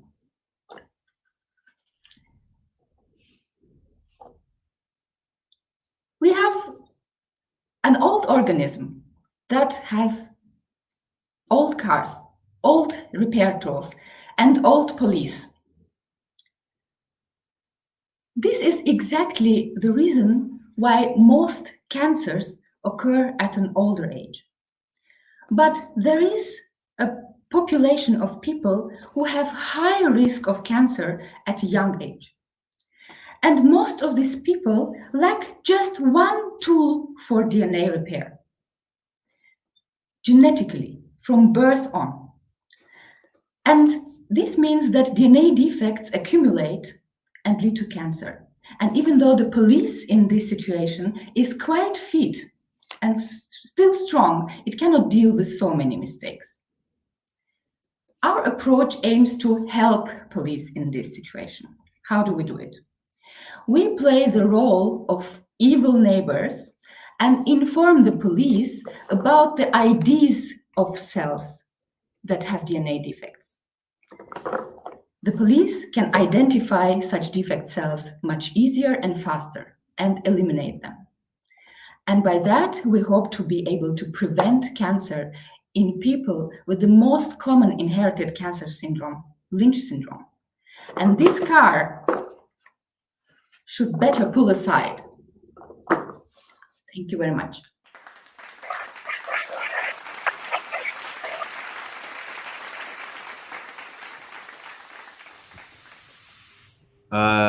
Thank you, Aysel. I second the police officer saying that this car should be putting aside. And moving now to the judges to ask you a couple of questions. And first, I'll start with Thomas. Hi, thank you, Aysel. Lovely talk. So my question is, you mentioned at the end that you have a particular approach to help identify these cells or these missing tools, to help the police in your language. What is specific about your approach? What's new? How is it different from anything else that has been tried? Thank you very much for this question. So we are working on a vaccine. So vaccines we know as something that helps us to be prepared for infections, actually. But the situation of the Lynch syndrome carcinogenesis, the way tumors develop in Lynch syndrome, allows us to prepare a vaccine against cancer. So because we have this population that is enriched for cancer events, and we know that this population has high risk for cancer, we first of all have a good population to find out whether cancer preventive vaccines can work at all. And second, the way tumors develop, the way they produce the antigens that other tumors usually produce in a different way so that they are not as immunogenic, allows us to really use those antigens as vaccine antigens and basically prevent cancer in that situation. Thank you. Thank you, Thomas, and thank you, Aysel. And then moving now to Mohammed with your question. Thank you, Aysel, for this lovely talk. Actually, I have seen different explanations and using of different props to explain this same scientific concept. But I like yours, so I would like to ask you why you have choose this metaphor of the car, police, and how do you choose it, and why do you think it's good metaphor? Thank you very much for this question. So it actually just struck me in one moment. There are two reasons. First of all, I myself had an old car and it always needed a repair. And because I'm working with DNA repair and also had this personal experience, I thought it's just fitting very well for me to explain it. And second, because I'm representing Germany, I'm from Azerbaijan myself and living in Germany since more than 10 years. And I know that Germans are crazy about cars. And I just went on the stage and talked about cars. And I thought they will like it, and it worked. It obviously worked, Aysel. You're with us today, and that's a very nice metaphor, definitely. Thank you for your questions, judges, and thank you, Aysel, for the talk and for the answers, and good luck. Moving on to some of the comments, keep them alive. So we have from Shaban's Ghani, great delivery, well done, Taskeen. We have got encouraging from Nicholas, go live from Australia. And then we've got a message from Cheltenham Festivals saying great props, Aysel. Yeah, keep the comments coming from everyone watching us around the globe while we are now approaching, or actually moving on to the final talk, the final finalist for today, our ninth participant from Italy. And we have Francesco Giacomara, and we can call him Francesco. He loves cooking, hanging out, and not, I mean, his interests are going to games, acting, and cooking, as I just mentioned. His proudest moment so far to having a lot of close people who are always there for him when he needed them. So this is something that he is very proud of, to have people around him that they are keen to support. He is working on data science, and now let me virtually travel for the last time today to Italy and have a warm welcome to our final finalist today from Italy, Francesco Giacomara.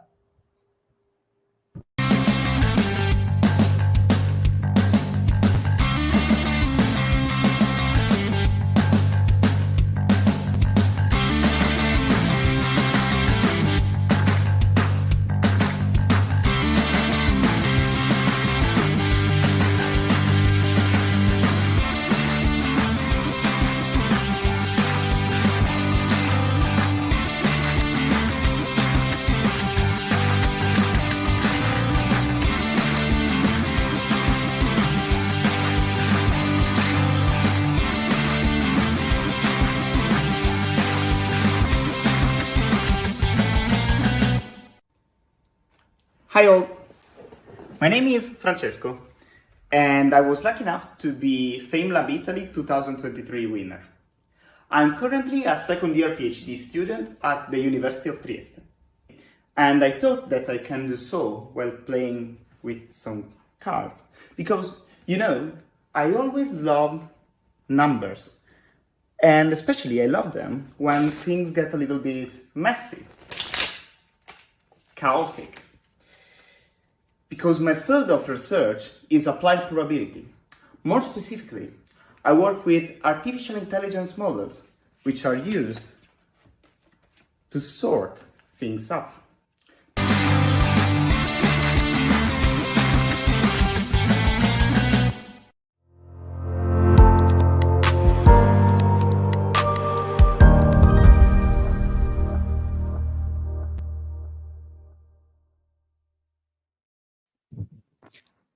Hello to everybody.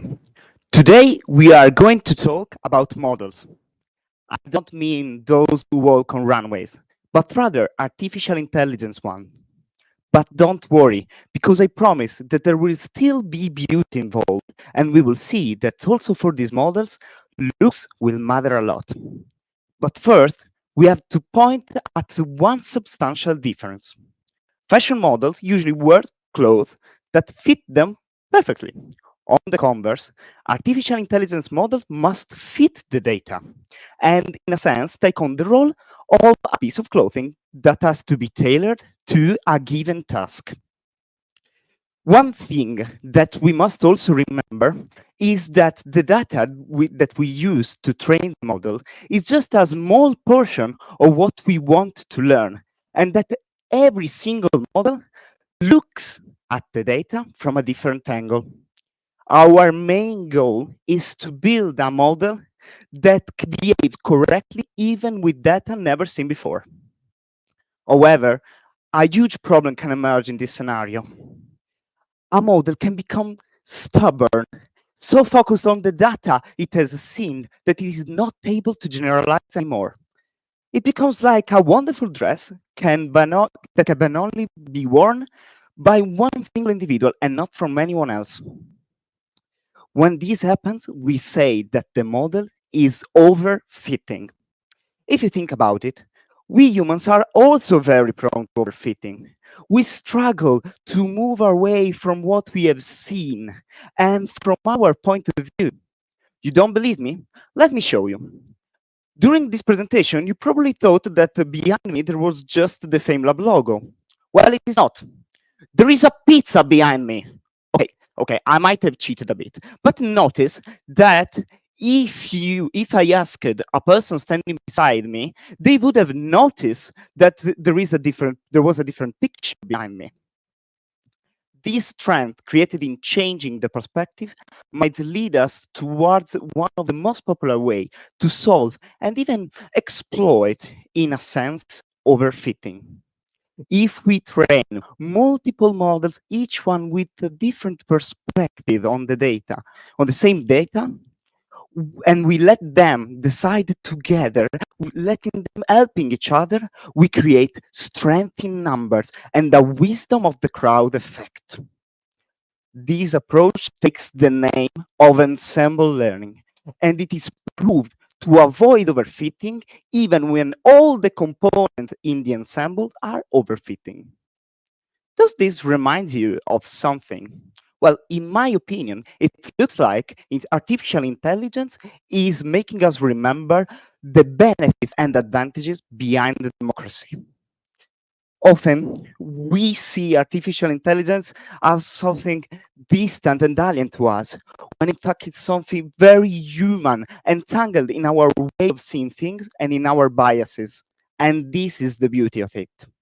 And at times, it can happen that artificial intelligence models become role models for us, making us remember the importance of concepts that we should never forget. Thanks a lot.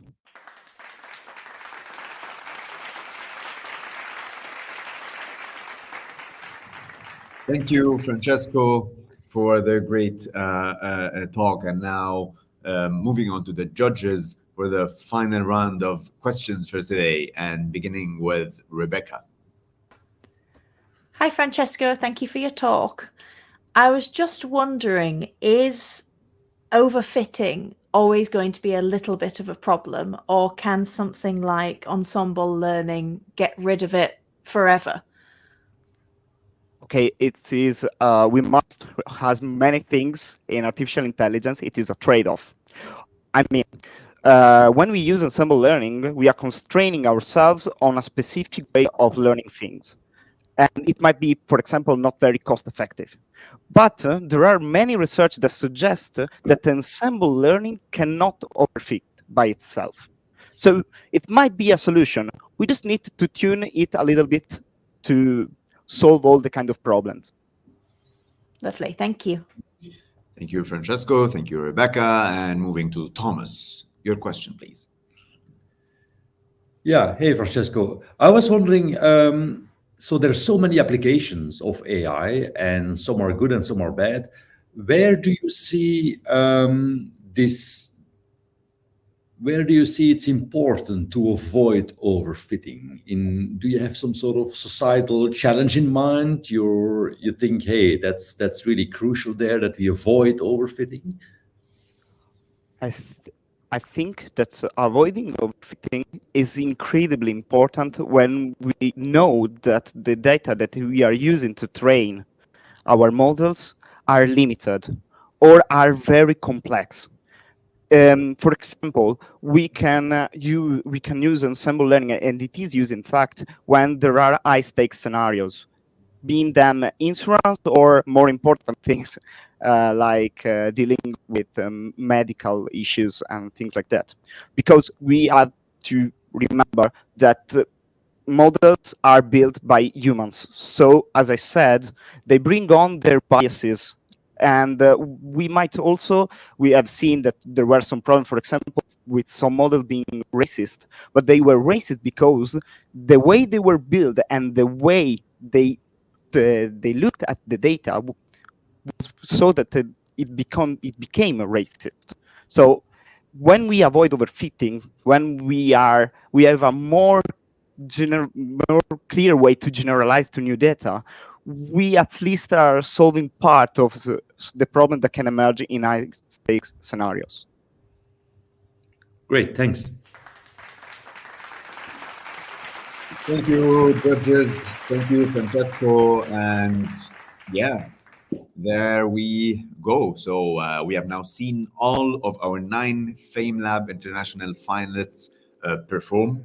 I guess we can have them on screen again to just see their faces again in front of us, our 9 finalists. And before then, maybe we will say goodbye now to our judges for a moment, because we will send them over to their own digital room with their virtual drinks, champagne, coffee, and tea in hand, having your arguments, your debates about who would be our 2 runner-ups and who would be crowned the FameLab International Champion 2023. So again, I'd like to thank all of our 3 judges, Mohammed, Rebecca, and Thomas, for your great effort to be with us here, and you still have a difficult task to do anyway. So I won't keep you so much, and we'll be waiting for your decision.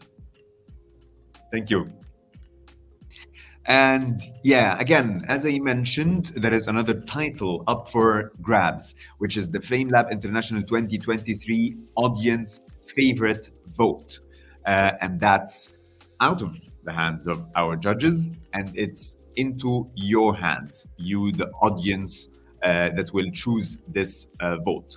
And what I want to say that this vote is now open. You will find on screen right now a QR code with the title Vote Now, and there is also a link scrolling down the screen on SurveyMonkey where you can actually submit your vote. Simply, you will choose your favorite participant and you will submit.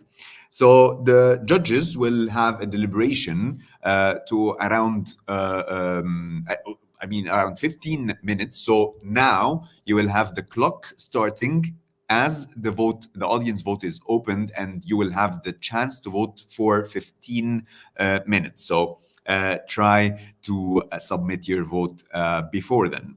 And just to recap, we had Dream from Thailand, Panisara, Dream from Thailand, Olivia from Australia, Jayden from Republic of Korea, Afiq from Malaysia, Tania from Switzerland, Marek from Czech Republic, Taskeen from South Africa, Aysel from Germany, and Francesco from Italy. That was the order that we saw the 9 participants and the 9 FameLab participants for today. Let me check some of the comments again. We've got a lot of comments coming over, and we have Emma said, "I'm learning so much." I'm sure, Emma, that we are all learning so much, and that was a great dosage of scientific facts done in a nicely way. Wayne Lub said, "Lovely props, Aysel." Also, Eliska said, "Perfect explanation, Aysel." We have Gabrielle said, "Francesco, I've always been bad at math and statistics, and now I feel I kind of understand something." And also we had Forza Francesco from Imaginario Scientifico. So keep the comments as well coming, and think about your audience vote, who you would like to vote for to win the extra prize that might not be the same name as the one the judge will actually select. And actually, while you are doing so, while you're thinking about the votes, we are preparing something for you, and it's a quiz. So we are just going to play somehow with you a little bit during the time that we are waiting for the votes to happen, either the audience vote or the judges vote. So we have got a real treat for everyone right now. And as you know, FameLab have been going for a long time. So the FameLab family is huge. We have alumni from all over the globe. So actually our wonderful alumni have kindly sent us a video message and a question. So you'll find a message, and then there's a question about something, and then you can put your answers in the chat as the person or the alumni will ask in the video. You can actually put your answers in the chat, and then we can read some of the comments afterwards. So going to the video.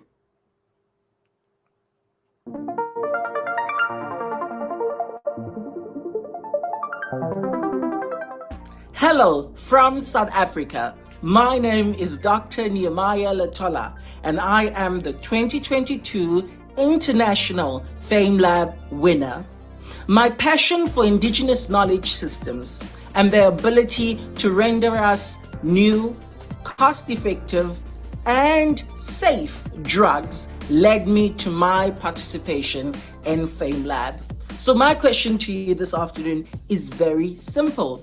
What is the first recorded isolated drug from a plant, and perhaps what is the name of this plant? Is it A, caffeine from the coffee bean, B, morphine from the opium poppy, or C, aspirin from the white willow bark?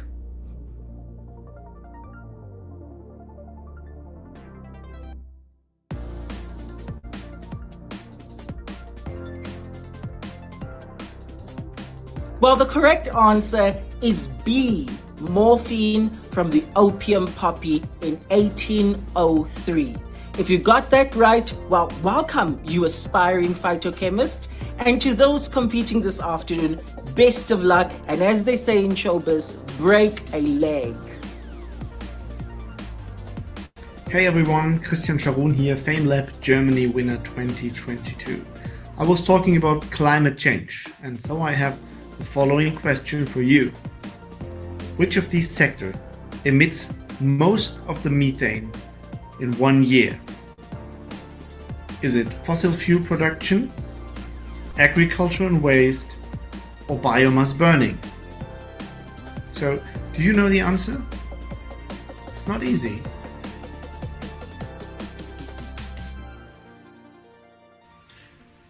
The correct answer is agriculture and waste. Did you think about that? So I wish all of the contestants good luck, all the best, and stay nerdy. Hi there! I'm Dmitry Kapelansky, the winner of FameLab Switzerland 2018. And today I want to ask you about your DNA. Your DNA contains genes, the information, how your body makes proteins, the building blocks of life. What percentage of your DNA carries the information about the proteins? It is 98%, 60%, or 2%?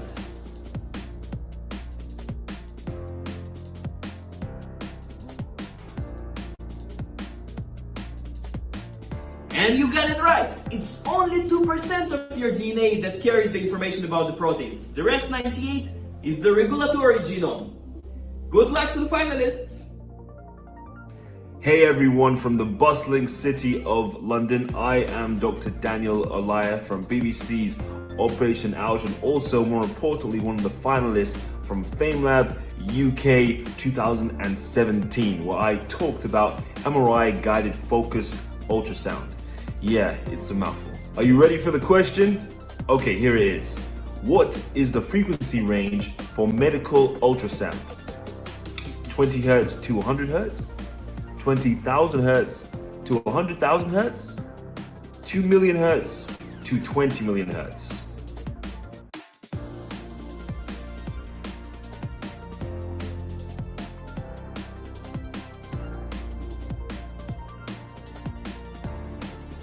The answer is 2 million Hertz to 20 million Hertz. Well done if you got it correct, and enjoy the rest of the show. Enjoy. Good day from Australia. My name is Dr. Paula Magni, FameLab winner for 2019, where I presented a talk about crime investigation and forensic science. My question for you today is, imagine to be a modern Sherlock Holmes, investigating a case in the ocean. What kind of evidence will be the key evidence? A. Corals. B. Barnacles. C. Mussels. D. A shipwreck.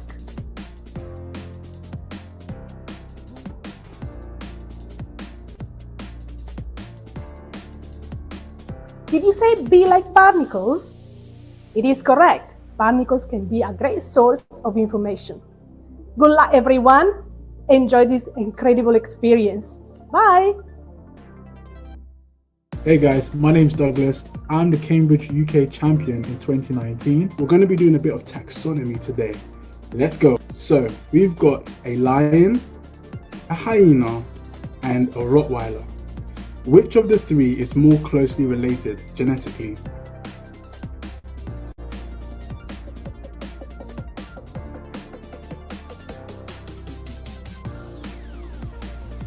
If you said a Rottweiler and hyena, you'd be wrong.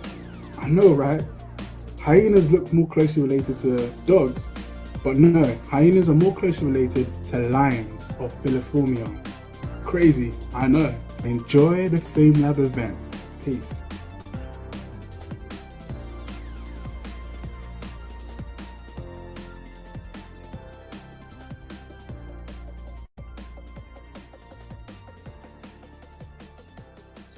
So yeah, thank you so much for our alumni for sending over all of those questions to use in the quiz, and I can see a lot of people just replied in the on the chat. And let me just ask you if you could put on how many right answers did you get from the questions. So just write your score in the chat as well. How many right answers did you get?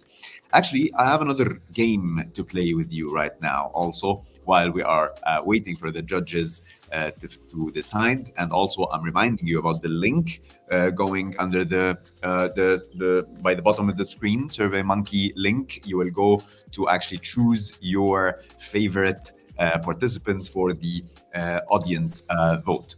So let me put on my PowerPoint or my slides, and I've prepared a quick game to play with you. And also we're going to use the chat box or the chat area for you to reply. So basically this game is called Zoom In, Zoom Out. So what I will do is I will show you a picture at first, and this picture is a close-up. It's a very zoomed in picture, and I will just leave you with maybe 20 seconds. It's a very quick game, so you can put in the chat, what do you think this image is? And then I'll show you the zoomed out picture and figure out who got it right. So first one, what do you think that will be? Write your guesses in the comments. I'll give you 20 seconds and let's see who will get the most of the pictures out right. So any guesses? All the small things from Blink. Okay, Laria said ice cream. Emma as well said ice cream. Yeah, so I guess that first one was very easy. I just put it here to get the idea, and it's actually ice cream. The next one is a little bit more difficult, maybe. What do you think this image would be? Write in the chat as well. Yeah, I can see still comments coming from Wayne and Ismail about strawberry ice cream, but this one, the second picture, what do you think it will be when we zoom out? Okay, I've got football from Juditka, and then Amr and Catucello Dedr said turtle, and actually you're right, it's a turtle. Bravo for all the people who got it right. And now it's becoming a little bit more difficult. So whoever got a turtle for the last one is right. Let's think about this one. It's a little bit more difficult now.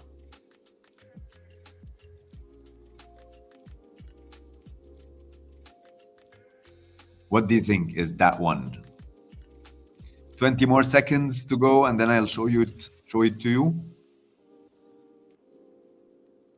Shwiyup, son of Tara.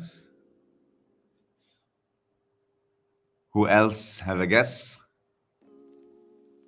Just try to put your guess. Maybe it's my unclean stove from Wayne. Yeah, maybe it's something like that. Emma is asking for hints. Well, it's something with metals, maybe. I don't want to give very easy hints. Hot plate. Okay, let's actually see it. And that's it. Yeah, okay, so let me just get one last picture. And let's have 20 or 30 more seconds. So this there is someone, Ismail says car part. I guess that was for the previous one. Dej is saying dirty coil. What else? What do you suggest this will be? It's, as a hint, this is something that we eat, actually. So 20 more seconds for you to guess. This is something that we eat.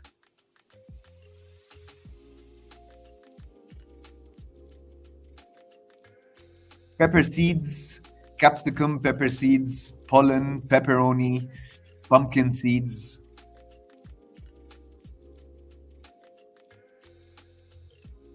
Okay, 10 more seconds. Corn, cob, mushroom. Okay, I can see several people actually got it right. So congratulations to everyone who have a very good observation. And this was the seeds, pepper seeds, exactly. It is. One very last picture actually as a bonus, and this would be very fast. It's a 20 seconds thing, so keep being fast and write in the comments before the time ends.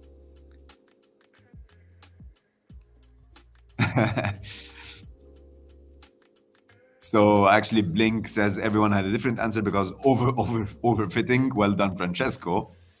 Elena saying guitar chords, maybe. What else? So 10 more seconds. Saturn rings from Emma. Wayne also said classical guitar. A lute from Elena. Well, no one still got it right, but it's a book. Just thin papers by the book. So that was the end of this quick activity to practice some observation and to refresh our minds. Yeah, Kofi now said book by the end. So yes, Kofi, maybe the comment showed a little bit more late than when I said, and Amr as well said book, and Ismail said papers. Anyway, that was a refresher for our energy after the great dosage of science and science communication that we get. Apart from our alumni network of science communicators spanning over probably a decade, FameLab is also helping to find the next younger generation of science communicators with the little sister version of FameLab that's called FameLab Academy. In the UK and in Qatar, on Australia, many secondary school students took part and take part in the competition following the same rules as the grown-up version of FameLab. They are supported by their teachers and a STEM mentor from the world of academia or industry. And actually, we would like to give you a little look about what is FameLab Academy through the next video. I am absolutely delighted to be able to welcome you to the FameLab Academy Finals. I'm excited because it's Cheltenham. I'm excited because it is FameLab. I'm excited just to be out the house, quite frankly. 16 schools, 16 teachers, 2,500 pupils attending the workshop and giving a presentation. There was 122 semi-finalists and 2,000 pupils watched those semi-finalists And now we're down to just the final few. We're looking for our overall winner at the Gloucestershire Final.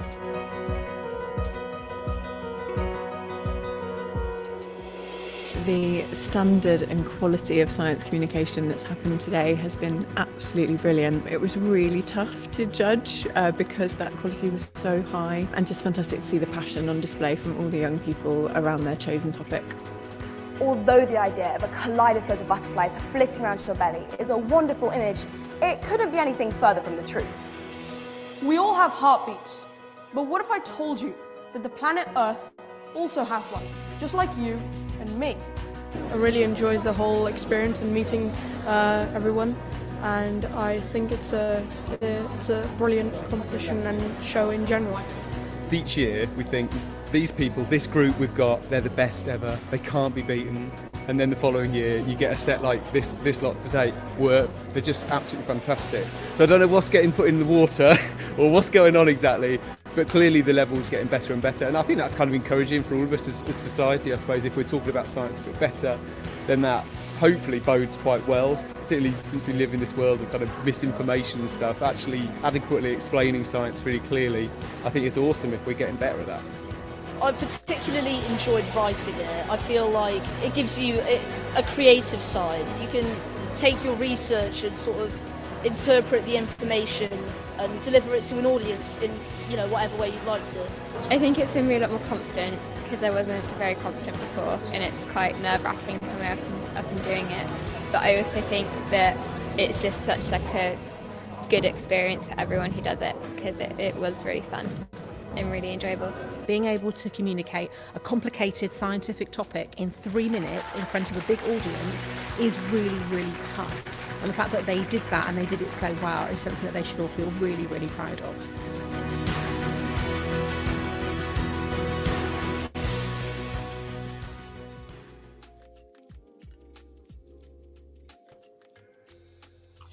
Wow, that is amazing. I'll quote what Emma just wrote in the chat. What an amazing young crew. And yeah, this is just an idea about what is FameLab Academy. It's a smaller version of the FameLab competition with the same rules as we mentioned before. So we're kind of approaching the important moment of announcing the decision of the judges. Definitely, they had a very tough deliberations, if we can say. Meanwhile, till the judges are being back to the main studio that we are here, or the main channel, I mean, to announce the winners, I can see a lot of messages in the chat encouraging the different participants. So keep those messages coming on. So let's go, Francesco from Gabriel. And we also had Elena, go, Tania, go. By the way, I had just a thought in mind right now, since we are having audience from all over the world. Can you tell me a traditional dish from your part of the world?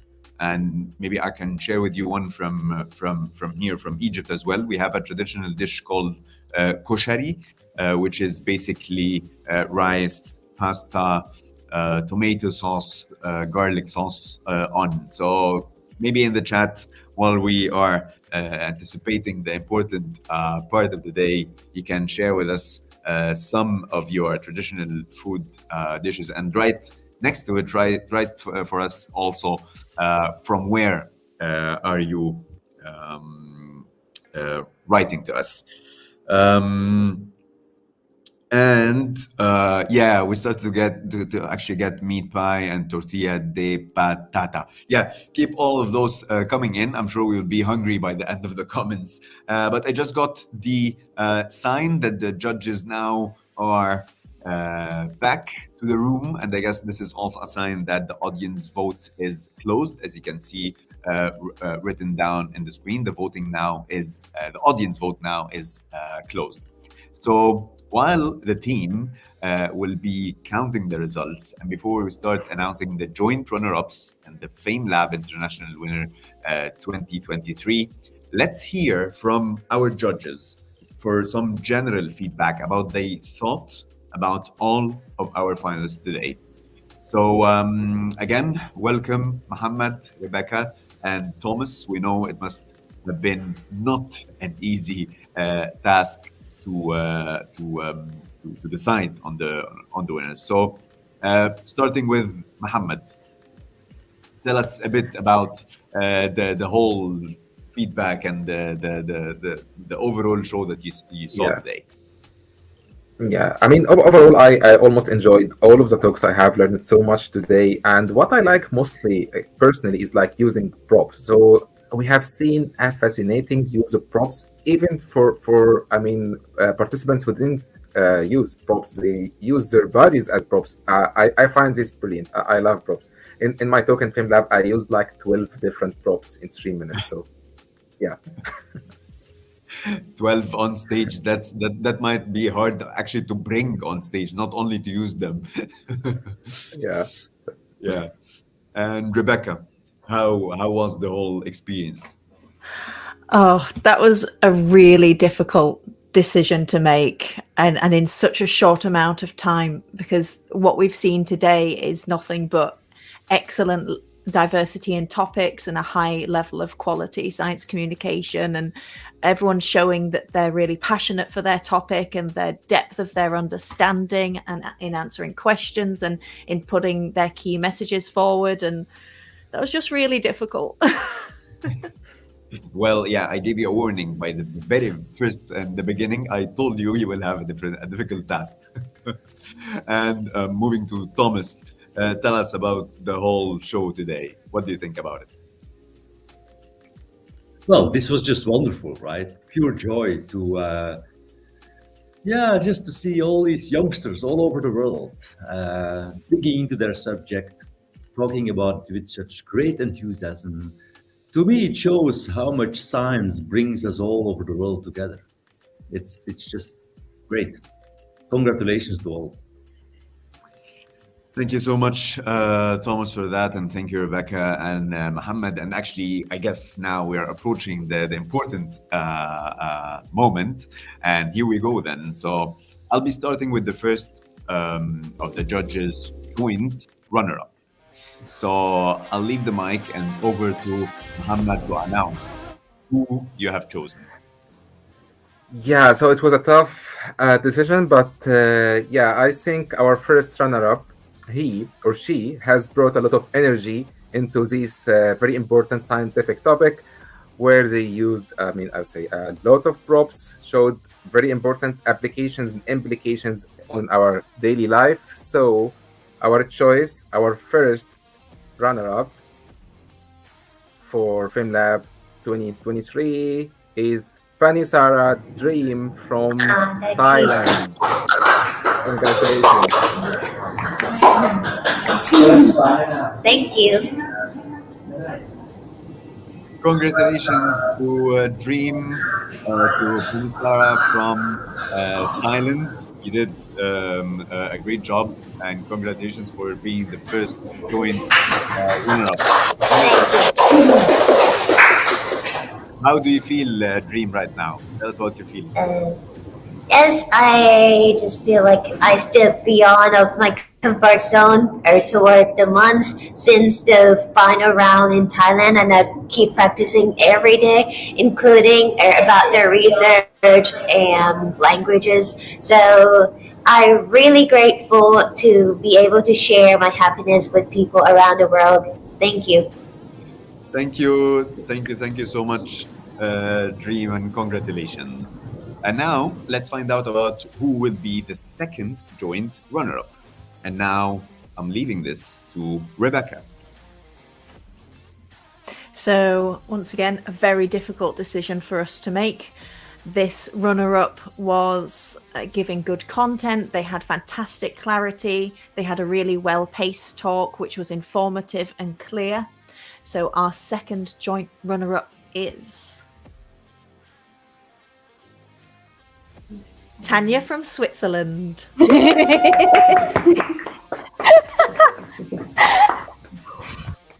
Tania, Thank you. Tania, what were your expectations? Did you expect to come now and to hear your name? Oh, no, not at all. Especially after the muted thing. I'm very happy that at least I made it to runner-up. Thank you so much. Congratulations, Tania, you did great, and congratulations to you and to Dream as well. And now coming to who will be the judge's decision on this year's FameLab International winner. That would be very soon. But actually, now this is the result of your vote. So I'm just keeping the suspense a little bit now till we announce the winner. But now it's your vote, the audience vote, and that will come straight from FameLab headquarters in Cheltenham. The votes have been counted, and I'm excited to announce the FameLab International 2023 audience vote winner, and he is Francesco from Italy. You're the FameLab International 2023 audience vote winner. Congratulations. Thanks a lot. Thanks a lot. This is truly an ensemble winning. I have so many people to thank for this. I'm very happy. I'm very happy. So many people helped me. Also, right now, the multimedia office of the university, all my colleagues or my friends, my family. An ensemble winning, truly. Thanks a lot to everybody. That's great. Yeah. And thanks to everyone who showed support for Francesco, and congratulations. You deserve this for sure. And I guess now it brings us to the moment that we have all been waiting for. And I mean, if I have more time, actually, I would love to keep the suspense. But if I kept more of this suspense, probably Cheltenham team will kill me after the day ends. So I won't keep you waiting for a lot of time. Also, the participants are now really stressed. I can see them in front of their cameras. So this brings me to the moment that we've all been waiting for, the big moment, the final, the one who's tipped over the edge. He's now the champion of the FameLab International competition for 2023. And I'll leave this to Thomas now. Over to you to announce for us. All right, the big moment, I guess. Good, so we've chosen the winner. It was a very difficult choice, but we've chosen for a talk which was wonderfully balanced, crystal clear, built around a beautiful metaphor, globally relevant and locally rooted. The winner of the 23 FameLab competition is Aysel Ahadova. Wow! Congratulations, Aysel. Thank you so much. This is incredible. It's just amazing. I cannot believe it. I still haven't brought the stress of the talk behind me, and now you're stressing me again. Thank you so much for that. Yeah. Tell us, first of all, congratulations, Aysel, and how are you feeling right now since you're crowned champion and you'll be visiting Cheltenham next year? 2024. So how are you feeling now? It's just super emotional moment. I cannot yet really realize it. I will need a lot of time to digest it, but it seems like it has been such a long journey, and although the destination then really made it completely worse, I think that the journey was in fact the goal in this entire process, and I just feel like very, very deep gratitude to everyone who was accompanying me on this very long and exciting journey, full of experience, from the regional hits in Karlsruhe via Bielefeld, Germany finale, and now here sitting in my home with my family and cheering for me. All the people that I met on this way, FameLab finalists from Germany and from the entire world. Everyone did such an amazing work, and I just couldn't agree more with Thomas that the science that brought us all together is worth everything. Thank you so much. Thank you so much, Aysel. And yeah, I was actually about to ask you about the whole experience of FameLab, which you just talked about. But if maybe I can ask you like one last question about what do you think was the most important moment in your FameLab experience? Apart from this moment right now, I guess this one would be the most important one. But apart from this, what would be another very, very important experience that you want to highlight about the whole experience that you've got and the journey with FameLab? First of all, it really gave me an incredible opportunity to realize my dream of doing science communication, which has become a big priority for me in the last years. I just realized how important it is to bring awareness to the general population and entertain them at the same time.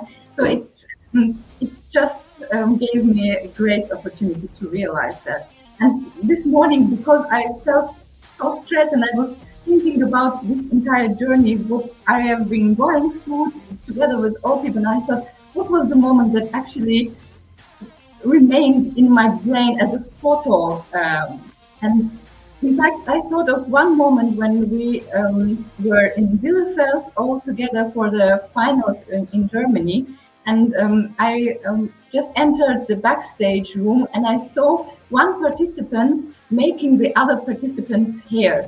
So I thought this just is like a family that just helps each other doing things. People were helping each other with the clothes, with hair, with dressing. And I just, in that moment, I felt this is like a family, and it cannot be nicer and more beautiful feeling than just gaining another family again. And this is just fantastic. I'm so grateful to FameLab for this experience. Well, thank you so much, Aysel, for that. That was a very warm message to hear from you, and I would re-quote again what just Thomas said and emphasized on that. This is the beauty of how science could bring us all from all over the globe, and even as he said, it's just another family now, helping each other, supporting each other. I would say to you for a fact that you would gain a lot from being connected to this family as well afterwards. So again, a huge thank you. Congratulations for all the runner-ups and for the winner. So again, congratulations to a dream and congratulations to Tania, to the audience vote, Francesco, and finally the winner, Aysel, and everyone. So yeah, we on screen right now. You did amazing. Runner up. You did amazing, and you deserve the best. And definitely keep connected as another family, as just Aysel said, and support each other. I would like again to thank also the judges for the amazing job that you did. I guess that's it. But before we wrap up, again, we saw today contestants from Thailand, from Australia, from the Republic of South Korea, from Malaysia, from Switzerland, Czech Republic, South Africa, Germany, and Italy. Thanks to our judges, Mohammed Sombati, Rebecca Ellis, Thomas Hertog. It wouldn't have been the same without your presence today. Thank you for the teams at Cheltenham Festivals working tirelessly to keep the FameLab alive, and of course the brilliant production team at Still Moving Media for producing today's live online event. All of the things that you're seeing, the music, the graphics, the animations, everything was produced by Still Moving Media. They're doing an absolute amazing job. And last but not least, to all the host country organizations around the world for continuing to fly the FameLab flag. This competition in FameLab could not happen without the support of each organization, starting with the foundation for the Western Australia Museum in Australia, Charles University in Czech Republic, Bill Field Marketing in Germany, Sequadra in Italy, Malaysian Industry Government Group for High Technology in Malaysia, Korea Foundation for the Advancement of Science and Creativity, COFAC, in the Republic of Korea, South African Agency for Science and Technology Advancement, SAASTA, a business unit of the National Research Foundation, and Jive Media Africa and South Africa, Life Science Zurich, Bioscience Network Lausanne, and Graduate Center University of Basel in Switzerland, and the National Science Museum of Thailand. If you would like to join this elite group of science communicators, or you would like to be an international partner organization, please visit cheltenhamfestivals.com/FameLab. So it's cheltenhamfestivals.com/FameLab to actually become one of the science communicators or international partner organization. The link will be appearing now on screen as well. Remember, you can rewatch this video anytime on the Cheltenham Festival's FameLab YouTube channel. And sadly, we are now by the end of our day. Again, congratulations to everyone and best of luck for all of the people that we had today. Thank you for all the support, and thank you for you, the audience that was with us all over the day. And you did great in the interaction, your messages, your encouraging, and then also your audience vote. So I guess that's it. I'm Karim Helmi, and I was really happy being your host for today. Thank you for joining us, and see you again with for FameLab in the next events. Thank you so much, and have a lovely day.